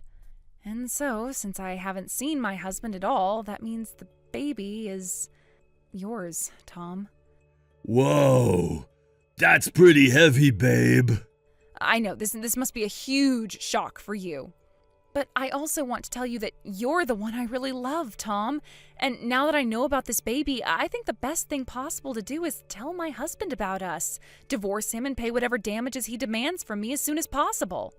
Well, the problem is, though, that I only work part-time. I spend most of my day as a housewife, so can you pay my legal bills for me? Please, Tom. Whoa, what? I mean, think about it, Tom. Your parents own that fancy French restaurant, right? You should be able to shell out $50,000 or $60,000 like nothing. I guess you kinda have a point. If it's my kid, I should probably step up and take responsibility and all that, huh? I'm so glad you understand. Oh, what a relief. Okay, I'm gonna go ahead and text my husband to tell him I'm divorcing him. Thanks, Tom. Hi, Norm. We need to talk. It's important. Mallory? What's the matter? You sound so serious. I want to get divorced. What? Yeah. I've been cheating on you with another guy, and the baby is his. Another guy? I'm only 10 weeks along, and since you've been gone for 7 months, that means it couldn't possibly be yours. So I want a divorce. Now. My boyfriend is going to pay all the expenses for the divorce, so please, let's get this over with as quickly as possible. I'll go ahead and pick up all the forms that we'll need in town tomorrow. You know what? Nah, I'm not gonna divorce you. What? You're joking, right? Nope. I'm dead serious, Mallory. This isn't something I'm gonna let you get away with so easily. This is your boyfriend's kid, right? You know, the guy you were cheating on me with? As your husband, I have the right to know who he is, and you're gonna tell me everything I need to know to find him. But... Seriously, Mallory, did you really think I'd divorce you quick and easy? Is that how you imagined this conversation happening? But what's the big deal? My boyfriend is gonna pay whatever you want in damages for breaking up our marriage. Why do you need to know who he is? You want to know why? I'll tell you. Because the thing I'm most concerned about right now is knowing exactly who is responsible and making sure he gets what's coming to him. This isn't something that you can just make disappear with a big stack of cash.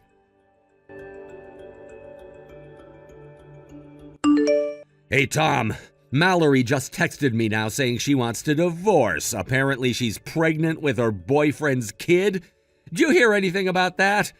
Yeah, I sure did.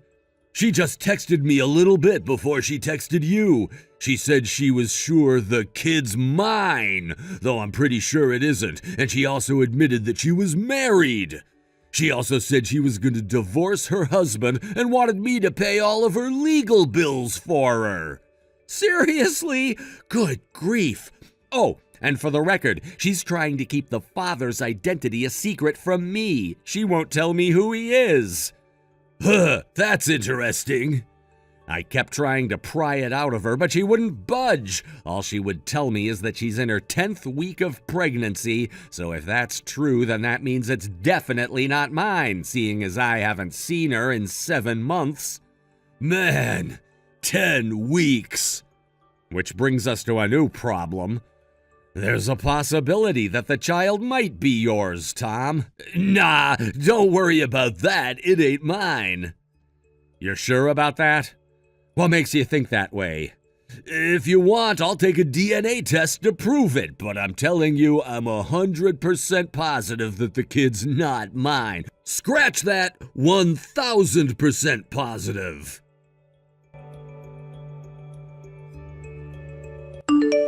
Hey Norm, the results are in. I got the paternity test and it says that the kid isn't yours. Are you happy now? Is that enough for you? Now come on, divorce me. My boyfriend and I are deeply, truly in love and we want to get married as soon as possible. You've already kept us waiting a month now. Let's get this over with already. I want a divorce and I want it now. Didn't you get a big envelope with paperwork from my lawyer? Huh? You'll find all the information you need inside, like how much I'm gonna be suing you for. And as for the divorce itself, I'll take care of that myself today. Really? You mean it? Unless I missed something in the paperwork, it seems to be in order, so I'll submit it to the courthouse, and once that's done, you can do whatever you want. Yes! Make sure you pay up. Oh, no problem. You'll get your money. Hey Tom, I have great news. I finally got divorced from my husband. Now all we need to do is wait for the paperwork to get processed, pay off the damages from my husband's lawsuit, and we'll finally be able to get married. We're gonna have such a great life together. I can't wait to see you holding our little baby. What are you going on about? I ain't marrying you, you psycho lady. What? Why not? You're gonna be a daddy. Aren't you excited to see your baby's face? Nope, not really. I don't believe you. You can't run away from your responsibilities like this. You're a man, aren't you? Act like one. Let me ask you something, Mallory. Did you actually open the envelope that got delivered to you? Huh? I mean, not all of it, I guess. Tom, I thought that was part of the paternity test results. What the hell, Tom? You're infertile? Yup. And not just any kind of infertile. The you will never, ever, ever, ever have biological children kind. This can't be. This may be the first time I've told you, but you remember my parents, right? The ones who you were banking on getting to pay your legal bills for you because they own a fancy French restaurant? Well, I've cut ties with them. What do you mean? It all started when I first found out I was infertile. What happened? That restaurant's been in my family for generations, and since I was the firstborn son, I was supposed to be the next owner after my dad dies. I was even engaged to a woman who was prepared to take on the responsibility of helping me run it. But both of our parents demanded we get a prenuptial agreement that included a bunch of tests, including STDs, genetic diseases, and fertility. And as you saw, the result came back that I was infertile. Oh no. After that, my parents decided to pass the restaurant on to my younger brother, and my fiancé left me too, for my younger brother. I was so disgusted to see how heartless everyone involved turned out to be, including my parents, my ex-fiancée, and my brother. So I disowned them, cut off all contact with them, and left town. That's insane. Why didn't you ever tell me that? I'm pretty sure I told you I don't have a relationship with my family anymore. And as for being infertile, well, we've never talked about marriage, so it never came up. It's kind of funny, actually, just when I was about to finally open up to you about it. An old friend of mine called me up one day and told me something I never saw coming, that you were married to him.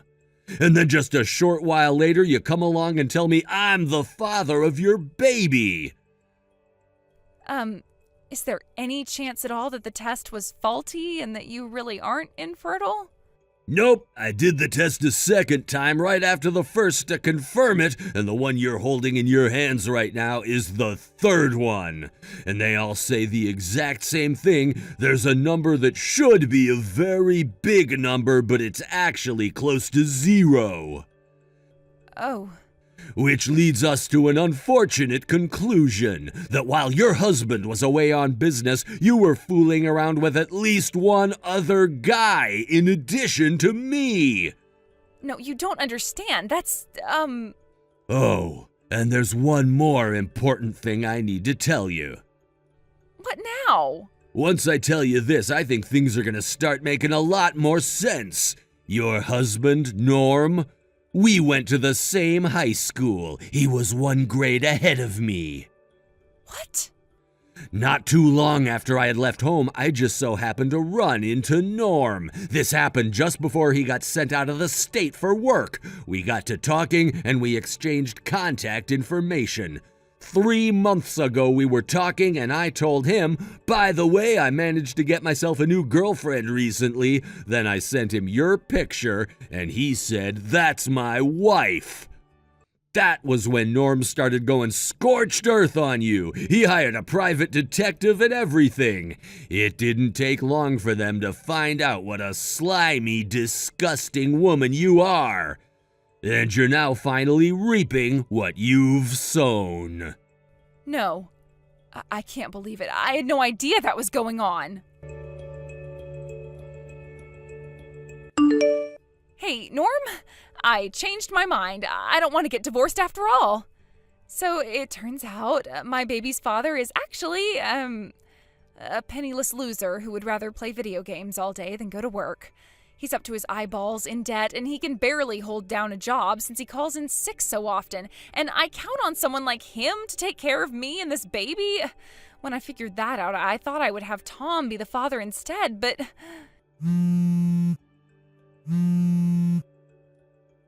Answer me, Norm! Norm, please pick up the phone. A few days later, the next set of paternity results came, and as expected, the child belonged to Mallory's high school classmate. Sadly, though, Mallory wasn't prepared to get married to a chronically unemployed slacker, so the two of them broke up. Also, as expected, Mallory's parents were livid when they heard what she had done. They told her that they weren't going to bail her out and that she'd have to work off her legal debts by herself. So she ended up deciding to go right to work as soon as the baby was born. They even offered to take care of the baby for her while she was at work, which was probably kinder to her than they should have been. Regardless, a few months later, Mallory stormed her way into Tom's parents' house. She started screaming nonsense to them about how they were now on the hook for taking care of her baby and her debt, but unsurprisingly, they didn't oblige her. After that, Mallory's parents realized that she was beyond their help, legally removed the baby from her custody, and had her sent off to a company with employee dorms and a thorough re-education protocol. Not that it's any of my concern anymore, but I hope that company can slap some sense into her. Metaphorically speaking, of course. Maybe after a few months there, she'll learn how to live her life in a way that doesn't damage the lives of everyone who she encounters. Thank you for watching. Please subscribe and hit the like button. See you next time.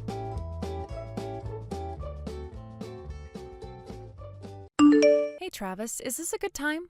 Hey there, Emily. Sure, I'm good right now. First off, I'm glad to hear you were released from the hospital.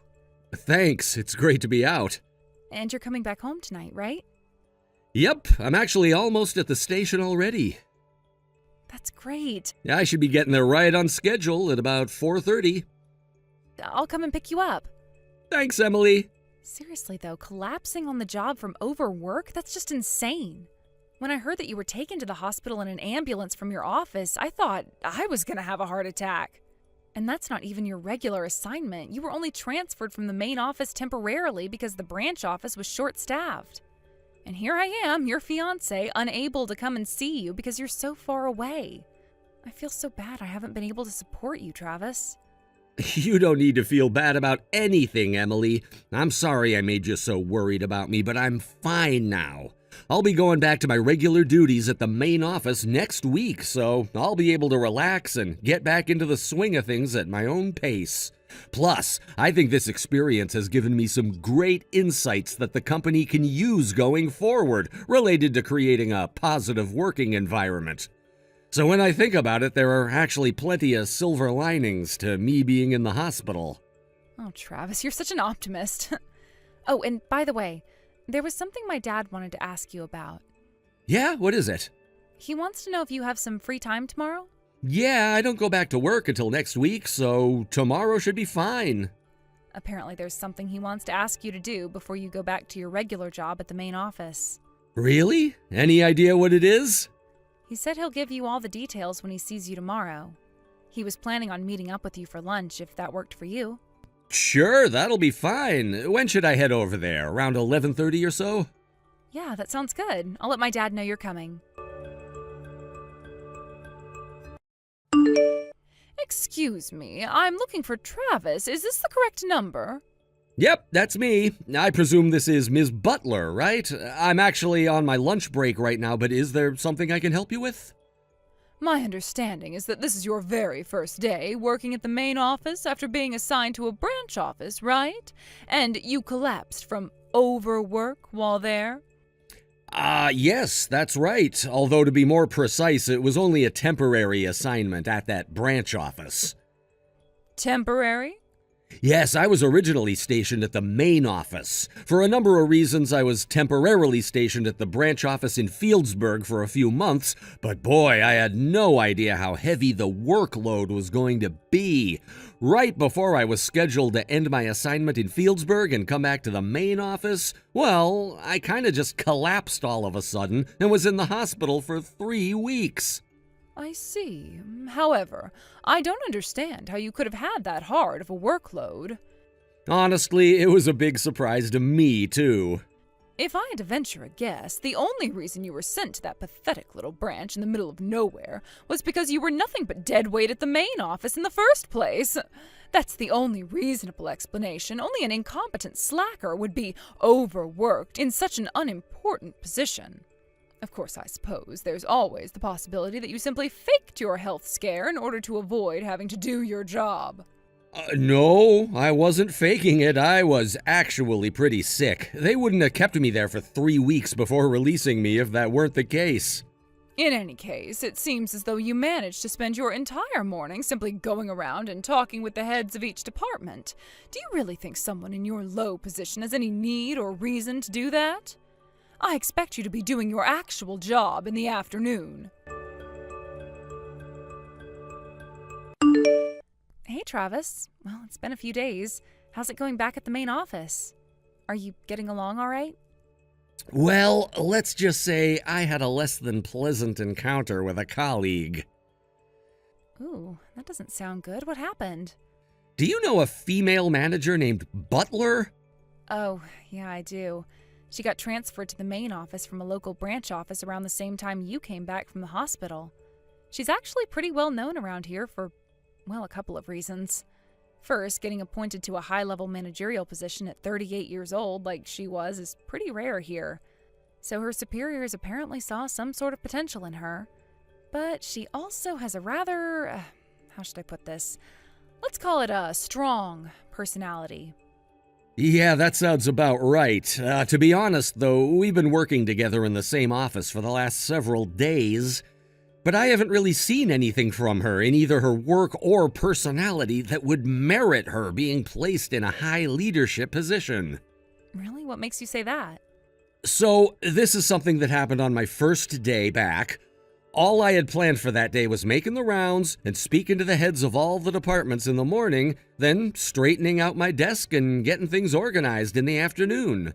But once I got back from my lunch break, there was this absolute mountain of papers stacked on my desk with a note on top saying, "Get these to me by the end of the day." I mean, really? I hadn't even had the time to turn on my computer yet, so this wasn't something that I was going to be able to get done that day at all. But that wasn't even the worst part. Then I picked up some of the folders and checked their contents. It looks like Butler had started working on a bunch of it, but they were full of spelling mistakes, grammatical errors, miscalculations. It was awful. Yikes, that's not good. And the other people in the department were pretending to be working intently on one thing or another, but they weren't actually getting much done. It's like they were putting on a show. Now that you mention it, I did hear a rumor about your department. Apparently, when you walked into the office this morning, all the other people in the department started trembling. Everyone except for Butler, that is. I'd imagine that's because I did the unimaginable. The official narrative was that I had been sent over to the Fieldsburg branch as a form of unofficial punishment. No one who gets sent there ever comes back, so it was kind of like they were seeing a ghost. Yeah, or a zombie or something. And by the way, don't worry about those guys. I've got my eye on all of them. I even managed to get a couple of apologies out of them for what happened before. That's my Travis. You work fast. That's what they pay me for. Still, though, it would be for the best to remain cautious for the foreseeable future. I can't say I'm surprised, Travis. You put the bare minimum effort required into the assignments you were given and spent the rest of your time playing around on your computer. Excuse me, Ms. Butler. We work on the same floor, and your desk is barely halfway across the room from mine. Can I ask why you're texting me instead of coming to my desk and speaking to me in person? Unbelievable. You really don't get that I'm trying to avoid disturbing the other employees? Nope, I really don't get it. When I saw your text, I assumed that it must have been something urgent, but that doesn't seem to be the case, so what can I do for you? What happened to the work I left for you earlier this week? If you're referring to the massive pile of folders you dumped on my desk, none of that is any of my responsibility in the first place, so I passed them along to the people you should have given them to. You did what? Furthermore, the number one priority for me for the next several days is the creation of a report from my time over at the Fieldsburg branch. Didn't you get the memo?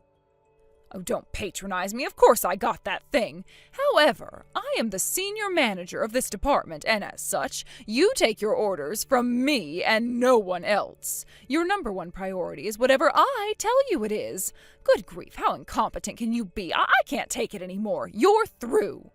I don't need any more old men in my life just taking up space. You're fired. Old? You're 32, aren't you? Well, that's old enough for me to call you old.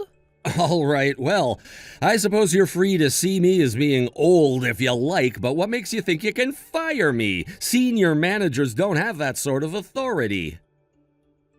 What's that? You think that just because I'm a woman that I have no authority in the company? Oh, let me assure you, someone as elite as myself is more than capable of ending your career. Clear out your desk. You'll receive your pink slip in the mail within the week.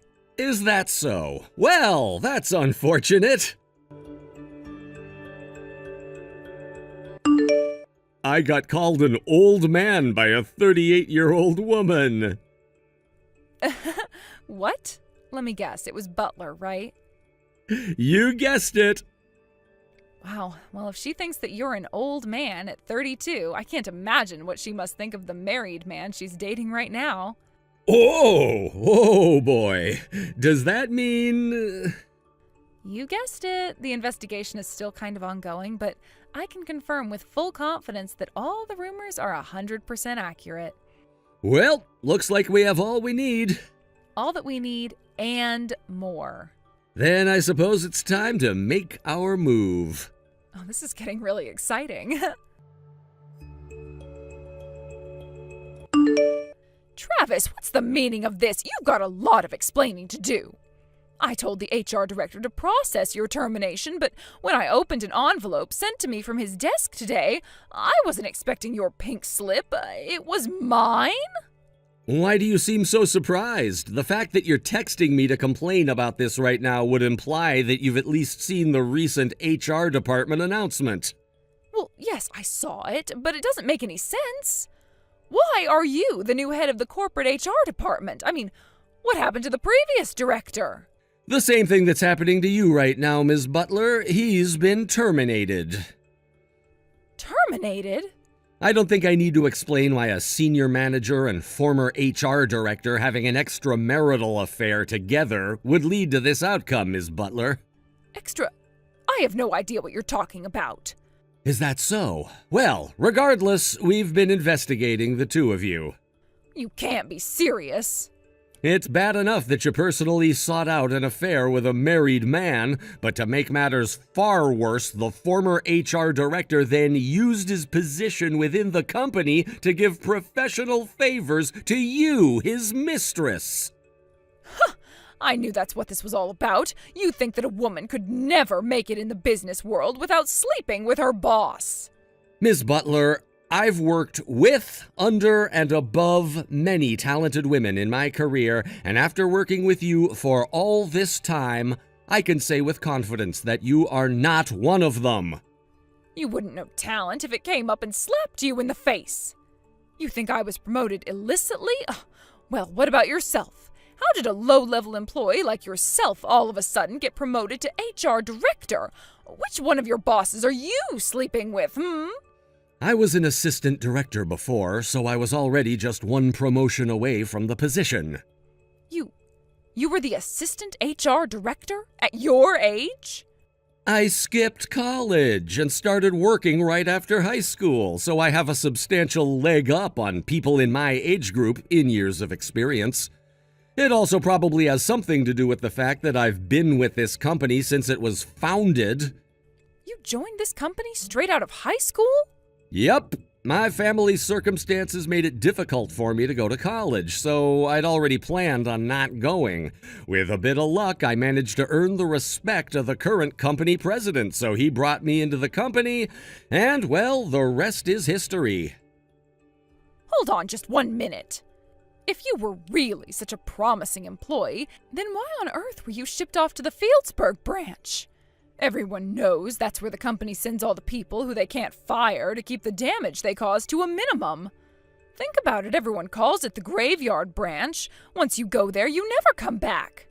They just wait for you to retire or quit, whichever comes first.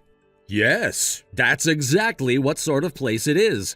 Which is why all the other main office employees, who were bitter that despite my age and lack of a college education I was on a first-name basis with the president, were so happy when I was transferred there. For them, this was a sign that their constant hazing, bullying, and harassment had finally paid off. I can imagine their shock when I became the first employee in the company's history to return to the main office from the graveyard branch. How? What sort of trick did you pull to make that happen?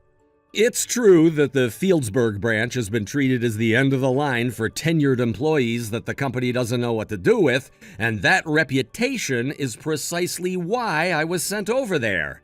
The board of directors has been working on a plan to turn the Fieldsburg branch from a liability to an asset for years, and they came up with the idea to send me over there to work on ongoing employee training and working environment improvement. It took a lot of time and effort, but after a few months, I managed to finally make some tangible, positive changes there. And when I say a lot of effort, I mean a lot of effort. So much so that by the end of my time there, I was so exhausted that I ended up having a health episode that took me 3 whole weeks to recover from. So, while my return was delayed by that slightly, I finally succeeded in my mission and have made my pre-planned return to the main office. But I didn't hear anything about that initiative. Oh, and by the way, when I came back to work, the company president made a special request of me. From the president himself? First, it was to find out whether the rumors of you having an affair with the former HR director were true, and once that was confirmed, to investigate whether your mysteriously rapid rise through the ranks to senior manager was a result of that affair. And now that my investigation on both points has been completed and my report submitted, the 2 of you have each received your well-earned punishments. Oh, this can't be happening. Are you saying that you've been watching me ever since you came back to the main office? That's precisely what I'm saying, yes. I had no idea. And with that, I've said all I had to say, and since you seem to have finally come to understand the situation, I'll go ahead and take my leave here. Enjoy the rest of your day, Ms. Butler. Wait, but this means that it's now public knowledge that I was cheating on my husband. Oh no, this is bad. Oh, very bad. What am I going to do if my husband finds out? Oh, you're not going to tell him, are you? Travis? Travis!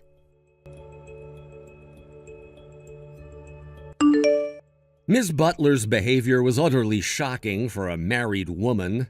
Naturally, both Ms. Butler and the former HR director were divorced by their respective spouses, and they broke off their relationship as well.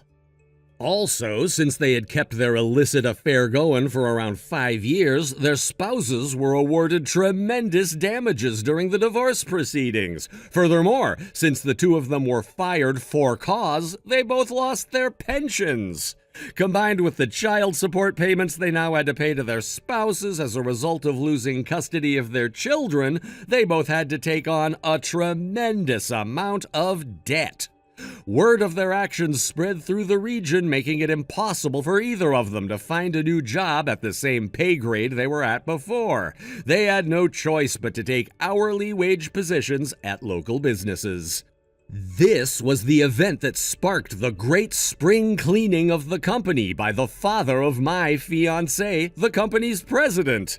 What's more, he's been telling me lately that he wants to pass the reins of the company on to me after he retires. It really is an honor to have him think so highly of me. I had nothing when he brought me into the company, and now I have a home, a family, and a future secured, all thanks to him. I intend to work as hard as I can to live up to his high expectations. Thank you for watching. Please subscribe and hit the like button. See you next time.